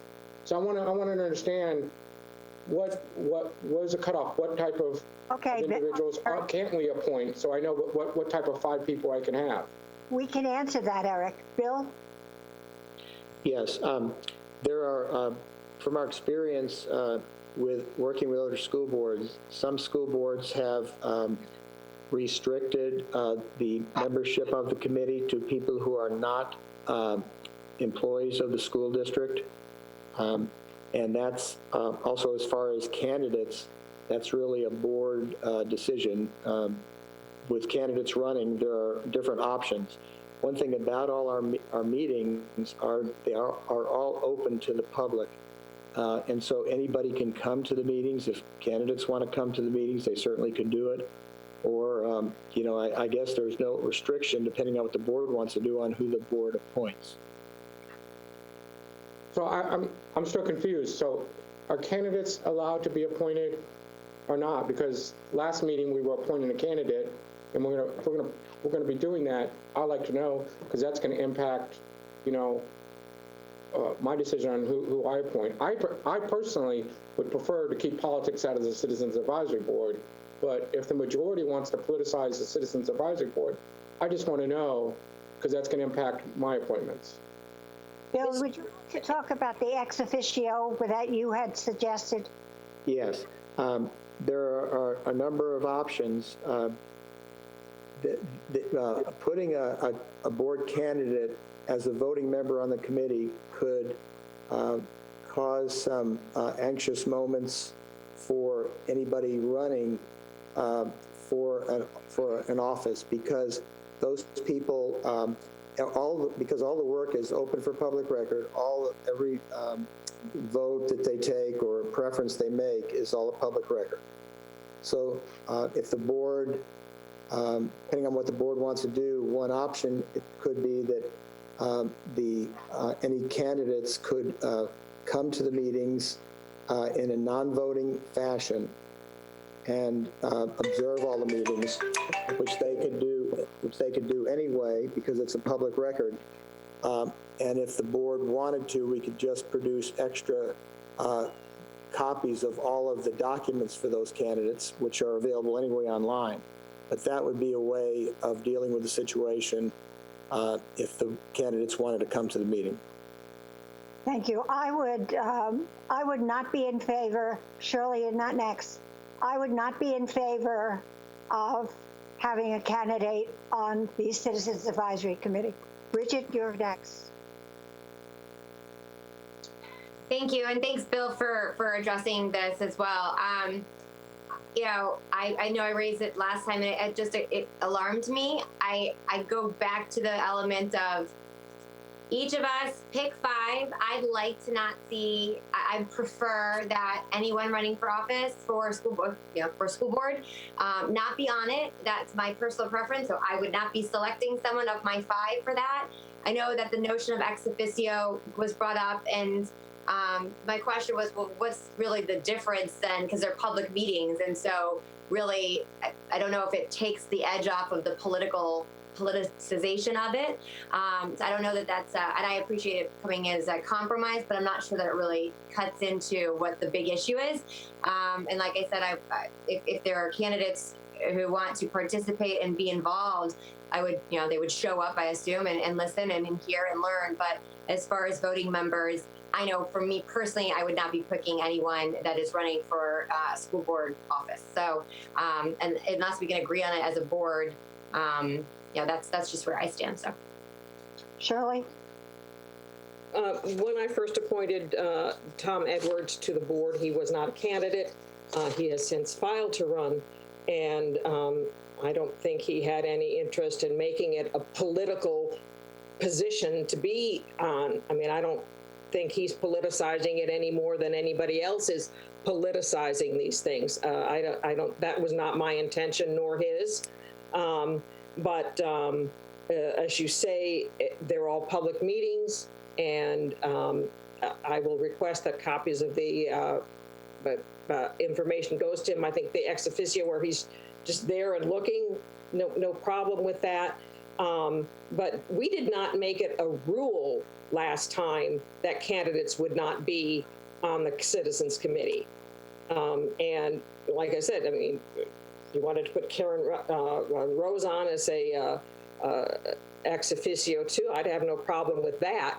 But if you're saying you don't even want an ex officio, which would be the same as somebody sitting in the audience anyway, that would be fine. But I think we're making a mountain out of a molehill.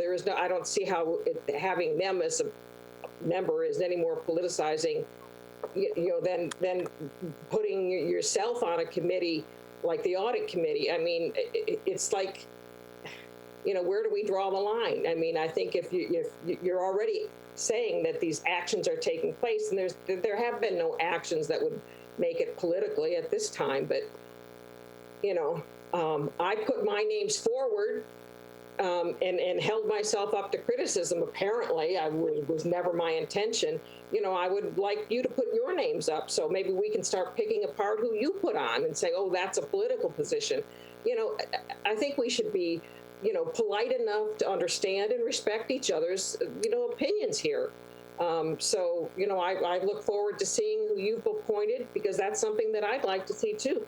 Do we have the people from all around? And then again, I mean, if we're going to be adding, you know, 10 more names or more to this list already, I'd like to see who else is going to be on it. And so I will withhold any more comment on this until I see the names that Eric and Bridget put forward.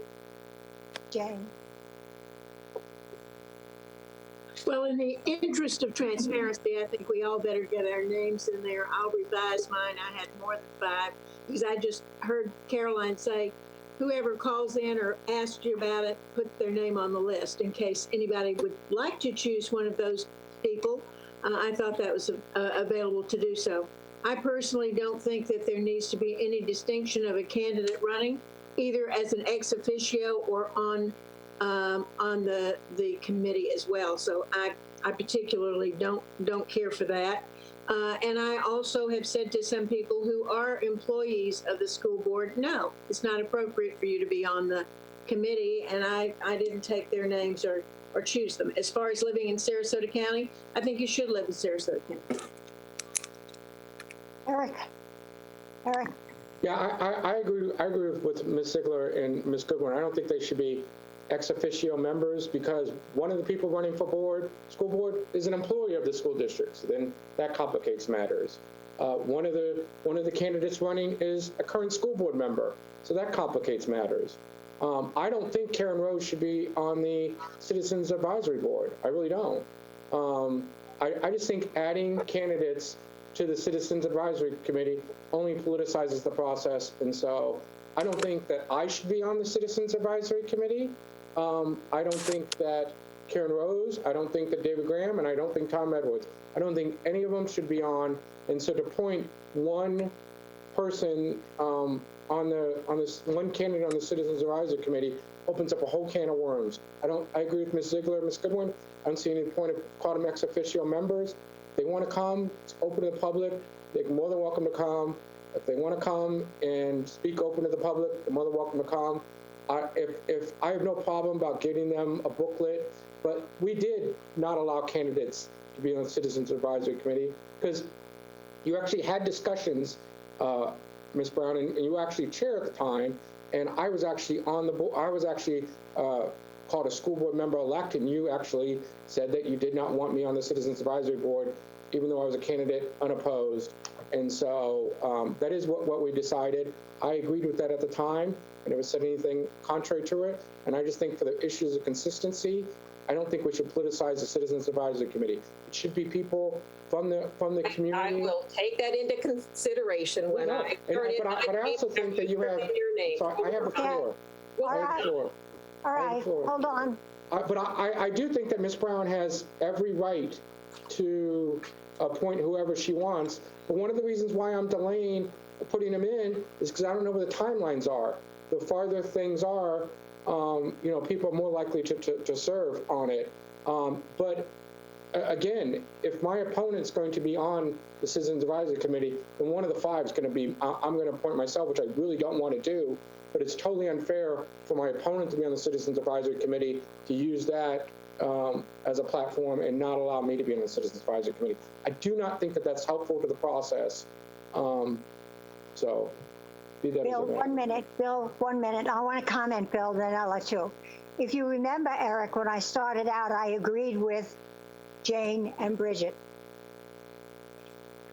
All right? Bill? Yes, ma'am. Yes, let me suggest what I think I've heard. First of all, no one has been actually appointed to the advisory committee yet, because there's a list that Kathy has right now, and there's actually, if everybody puts their additional ones in, there's going to be more than 25. We've agreed that people should be from Sarasota County. They have to be residents of Sarasota County. I'm hearing that it wasn't Mrs. Brown when she appointed the gentleman. She didn't know he was running. So he's up for consideration, but he hasn't been approved yet. What I'm hearing from the board is that because it's a public meeting and because these candidates can come to the meeting, then I'm hearing that in the best interest of moving this forward, that no candidate should be an official member of the committee or on the committee. If they want to come, that's fine. They can go ahead and do that.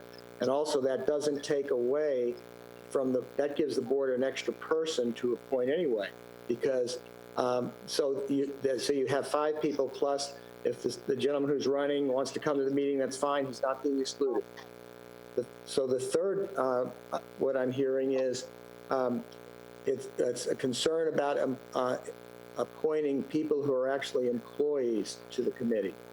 So if the board can submit all their 5 with those understandings that people have to be from Sarasota County, there cannot be a political candidate to be a member of the committee, and third, we're not going to put an employee of the school district on the committee, then I think we can move forward. One thing I want to clarify is the Teachers Association is not, that does not exclude the Teachers Association leadership, because that is not, those people that are running that organization are not employees, so that doesn't exclude those. So if that sounds okay, maybe we can move forward, and then on May 19th, we can make our final selections. Bill, I'd like to ask a question. Yes, we ma'am. keep talking about that they'll be in the meeting. Are we have yet to decide whether this is going to be a virtual meetings that we'll be conducting or actual meetings in a room. So how do you propose that they be in the meeting? Okay, we would do it either way. Certainly, if we are having virtual meetings like this Zoom platform, which I think is very successful, they can certainly participate in the same way. And in fact, all of the applications, when they come in to Mr. Reichert, are posted online. The resume, the cover letter, the references, and the final and their highest transcript. So those are accessible to all of the candidates or whoever else from the community would like to look at those. Those individuals who would like to participate in the meeting by Zoom could participate in the same way that they participate in this meeting right now, the school board workshop and meeting. In fact, even at our meetings, we have public comment at our, so we could accommodate those. And so this would give each board member an opportunity to select 5 individuals, and then we would cover anyone else who'd like to be in the meeting or participate, including candidates. At this point, are we assuming, I know that's a bad word, but are we assuming that we will be doing this virtually? I would say Andrea's saying yes. I would say yes. As well, because as I heard Mr. Robinson, he wants to know when and how. So this is the how, and then we can back into the dates. Yes, I agree. And I think I have been very impressed with Joe and Jamal on how they have been able to implement this Zoom platform, because I think it works out extremely well. And John and Andrea, I'd like to hear about you all. Have been conducting these programs throughout the state, and they seem to be working well using this technology. Mm-hmm. Yeah, I mean, it could be Zoom, I mean, it could be Cisco, it could be GoToMeeting. There's any number of platforms. Most of them have great levels of success. There are ways that whoever's organizing the meeting can allow people in as listeners only without the ability to participate, which is what you would have your citizens do. They could submit, some school districts have required citizen input written as opposed to live. You could do that, but you could also offer a live option. I'm actually working on a protocol even for your interviews, which may have to be virtual like this, as well as sort of community meet and greet, where the community could submit questions to a live 1-hour facilitated conversation with each candidate that we would record and make available and allow for input. So we're looking at electronic platforms for every step of the way if that's what we have to do, and we'll base those decisions on the CDC guidelines on the time frame. So the CDC may lessen some guidelines along the way, but right now you're not supposed to have more than 10 people in a room, 6 feet distance. We're going to appreciate all of those protocols. When I use the word Zoom, I really mean virtual. Correct. So I don't care what platform it is. All right? Well, Correct. Mitzi? So on the list that we have so far, there are a number of names that have no initials next to them.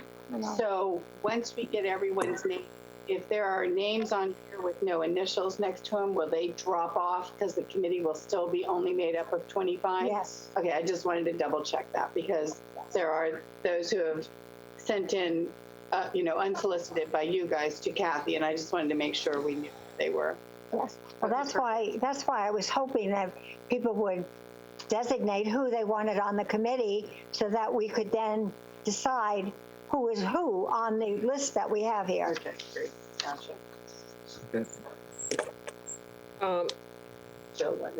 So are we saying that those that have contacted the school board or have no names next to them would need to be picked up? And then I know that, Jane put names on there from, community members too that seem to, we talked about wanting someone like that on there. So when we get the list from Eric and Bridget, if some of those names aren't picked up, I'd like to maybe then work with Kathy to find out who's left or what we have to do to fill in, my other names.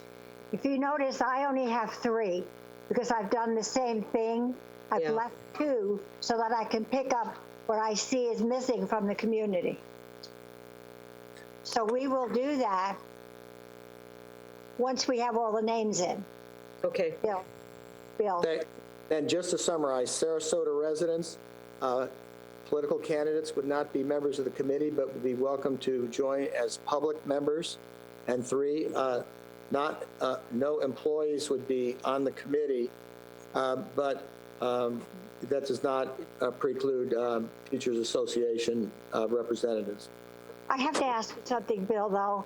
If the name here does not live in Sarasota, but has a summer home in Sarasota, are they considered residents of Sarasota? That would be a board decision, but I would say yes because they're taxpayers. Not, sales tax.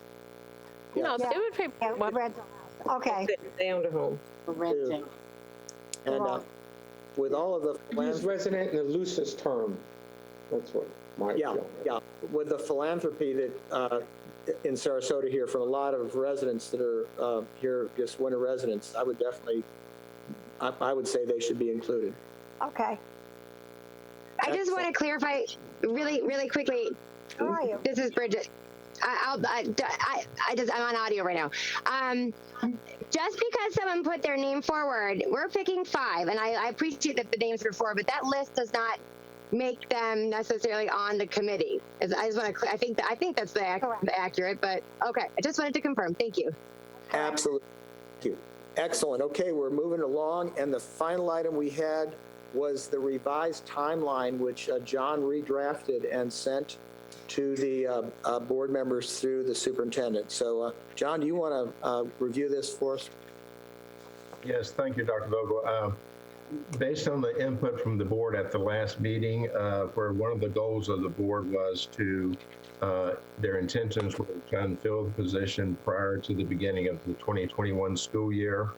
I did put together a draft timeline, and if I could, on the second page of the 2 pages of that timeline, I'm recommending or throwing out that potentially we consider advertising April the 27th. That would then move the advertisement closing to May 29th. That would give us 5 weeks to advertise, which would be an appropriate length of time.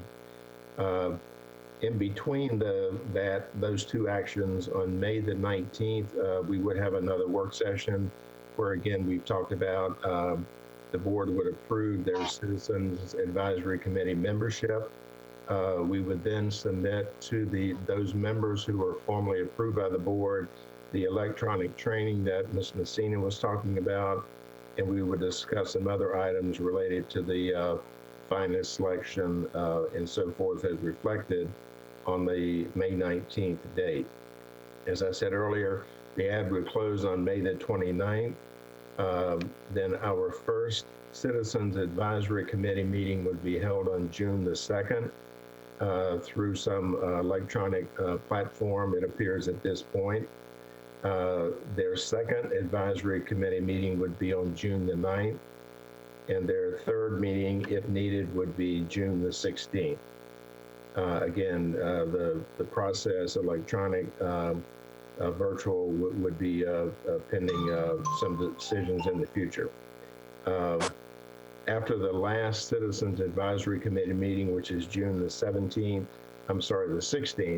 then the next day we would submit the 8 to 10 names that come from the advisory committee forward to the board so they will know what the product of the work of that advisory committee and the names that they have identified to send forward to the board for further consideration. Because of kind of our tight window, once those names are submitted from the advisory committee to the board on June the 17th, the following week, on June the 23rd, there would be a board meeting for the board to select from those 8 to 10 names that come forward from the advisory committee, their finalists that they would like to bring in for interview.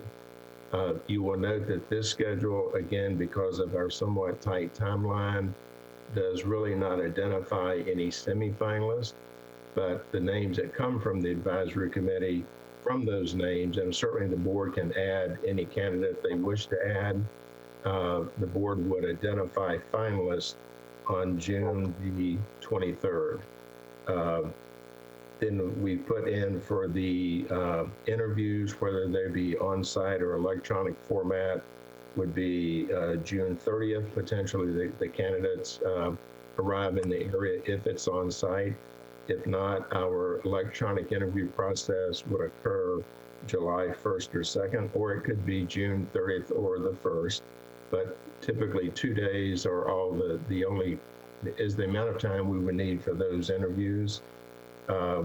After those interviews, then on July the 14th, the board would have a meeting to select the superintendent, and then July 21st would be the date in which the board would look to approve the contract for the new superintendent with a start date to be determined. Could I ask a question? Do Yes, we ma'am. need, do we need 3 Citizens Advisory Committee meetings, or would 2 be sufficient? I'm going to say that in our last searches, probably about 60% of those committees have completed their work in 2 meetings. If we go to an electronic format, I'm not sure if that would cause any hiccups in the process. I don't believe it would, but typically these committees, because they are so dedicated to the work that they've been assigned to do, they do their homework, and really by the second meeting, there are around 10 to 12 names that certainly rise to the top. And if the board would elect to say or decide that yes, that would be appropriate, because some of these committees have come up after the second meeting with only 6 names to send forward to the board, so clearly their work is done. So it is a potential that a likely potential that they would be finished at their second meeting. So I'd like to hear from the board members of what you think about that, having 2 or 3 meetings, Shirley? Oh, wait a minute. All right, Andrea, go ahead. You're having a heart attack. Yeah, because even if you schedule 3 meetings, that doesn't mean you have to meet all 3 times, but it means that the people have their calendar committed to those 3 times. If you end in 2, then they get the free day. But if you have 2 and you need a third, trying to get everyone together on a time is very challenging. Okay. Bill? Yes, I'd also agree with Andrea. I think we should leave the 3 dates in. I know the board, there was at least 1 board member or 2 that thought we should have 3.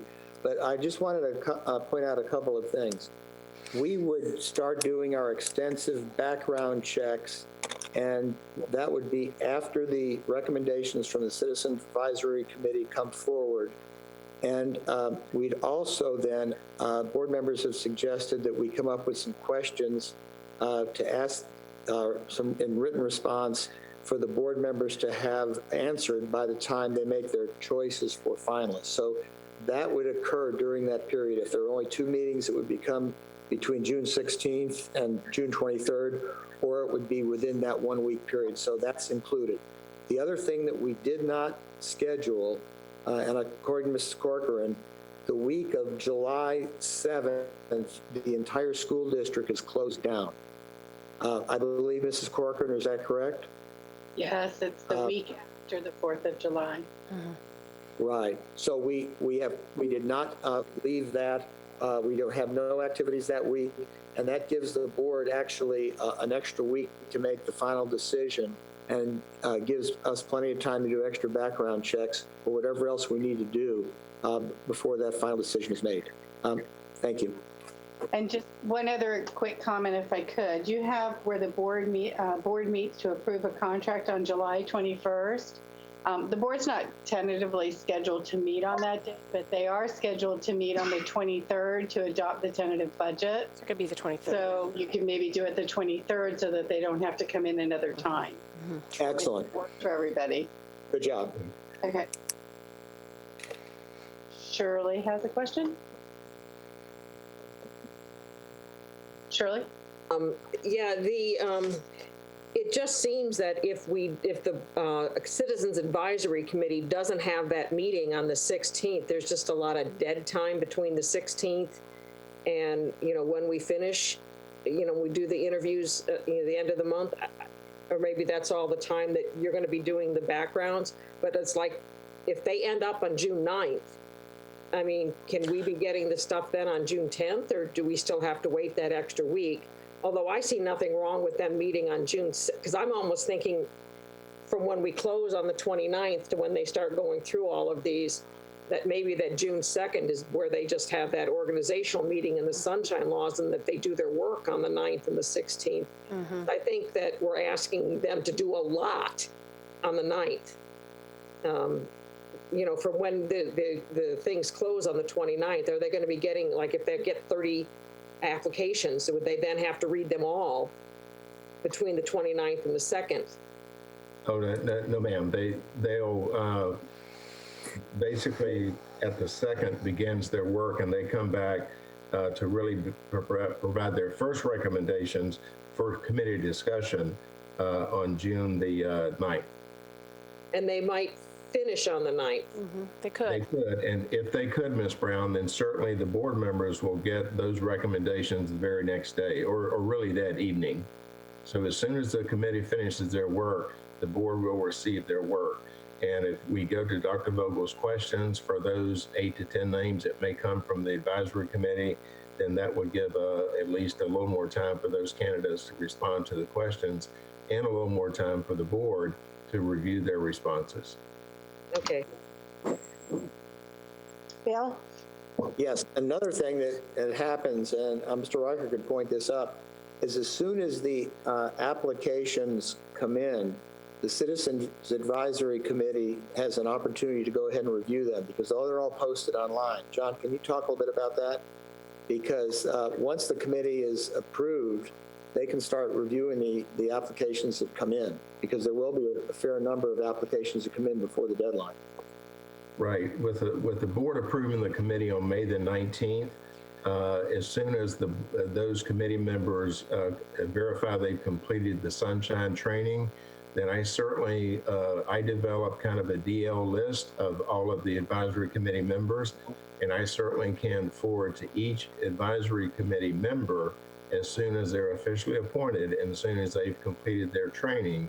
I can send them directly all the candidates who've applied to date, and they can begin their initial review even prior to the June 2nd meeting. Can the public also see those applications? Yes, ma'am. The public will have access to those on your website portal under Superintendent Applicants. Thank you. Bill? That's what's so nice about our process. It's so transparent, and it's very easy for people to access those applicants. And so I feel really comfortable with us being able to work with this committee during the time allotted and still covered the areas that the school board members have expressed are priorities. Okay.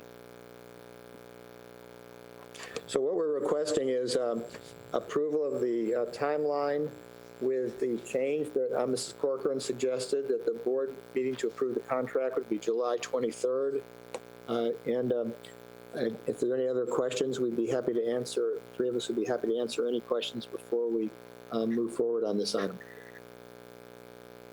Are there any other questions? Hearing none? Wait, I'm sorry. I have more of a comment, I guess. Bridget, I can't see you down there. That's No, okay. I'm raising the hand function, but I'm sorry to blurt out, but I guess, a couple things. This will be no new news to anyone, but I still have concerns about the rapid timeline. I do believe since the last time we met, now that we know we are continuing distance learning for the duration of the school year, it has allowed a little bit more, a little bit more stability or known of the future, whereas before we didn't know that when we last met. I worry about the integrity and credibility of the candidates and the perception of the candidates from our community. And so one thing I mentioned to Dr. Vogel about this was, I think it would be very important that if everyone's fine with this timeline, I still have concerns about it being very, very tight. But I believe I may be in the minority there. But one major thing is I would like to ensure that the finalists can speak to their succession planning, because if they're leaving amidst a very troubling time in their district in any leadership position, I think it's really important that they are able to address that head on, and it would help me understand, what led them to leave, what was the state of the district that they were at, and how did they prepare for that leaving, especially amid the current crisis, I guess. Bill? Yeah, I think definitely, I had a very good conversation with Mrs. Ziegler about that. I think definitely that will be a question. And in fact, since we put the announcement out, I've had some excellent candidates contact me, and I think what I'm feeling now that I didn't feel this few weeks ago is it seems like in most of the districts that this online learning transition is going actually better than expected, and some of those people that were on the front line to launch that, by the time the application process goes, may feel better about putting an application in and making a move. But I definitely agree that's something we can include in as a question. I've made a note of that. And I'd also like other board members, if there are any questions they think are very important, when we send those questions out, we'll definitely have the board members' input before they go out. Thank you. Anything else? Are we all right with the timeline? Bill? Bill, did you want to say something? Yeah, just one final thing. One of the important things that I've been very pleased with working with the board, and I think we've had some very good discussions, but all of us have come together with an agreement, although, and I think this is really important as we move forward with this search. So I want to thank the board members for compromising, so to speak, and enabling us to move forward with the consensus that we have. Thank you, Bill. I appreciate the hand-holding that you have done in order to get us to this point. It's recognized. Well, thank you. It's a pleasure to work with all of the board members. Thank you. Any other comment? Thank you, Madam Chair. Eric? It's just a compromise. I'm not going to belabor the point, but I agree with Ms. Ziegler. I don't know if you guys are familiar with the Marion County, how many people have candidates who had dropped out, finalists dropped out. somebody who I thought was good, who I talked to some of my friends on the board at Marion County, somebody who they thought was going to be a finalist dropped out. So they're having a hard time getting good quality candidates during this process. And I'm just concerned that we're creating a process that's going to cause us not to get good quality candidates. But like Ms. Ziegler, I'm in the minority, and if the majority wants to go through this process, so be it. I think that perhaps one of the candidates that dropped out might have dropped out being fully aware that this one was opening up. I heard the same thing on another candidate from out of state, actually. So I hear you, but I don't agree. Anything else? Anything further? I had a hand up just a minute ago. Okay. I don't want any disparagement about Marion County. They think they've got an excellent superintendent candidate there. And yeah, you know, I think that we are doing this in a time when most of the schools will be out for the year. So most of the distance learning will be completed. I'm far more concerned about graduations and other things than I am people being actively still working in their school districts on strategic planning for this pandemic. And I think we will get a lot of good candidates. I'm very, very hopeful and very positive. Thank you. Andrea? Yeah, I just wanted to say that now that we have a clear message from the Commissioner of Education and the Governor, I think Bridget was alluding to the fact things are a little more predictable now, and I do think that will work in your favor. A week ago, we didn't have that predictability of where things were going to be between now and the end of the year, but we do have that now, and I do think that will. I feel better about moving forward today than I did a week ago. Good. Anything else? We are adjourned. And our next board meeting starts at 3 o'clock. Bill, did you have something else? No, ma'am. Thank you very much. Okay. Thank you. Board meeting will begin at 3 o'clock. Thank you. Thank you all. Thanks, John. What? Do you want to do member comment? I think they commented.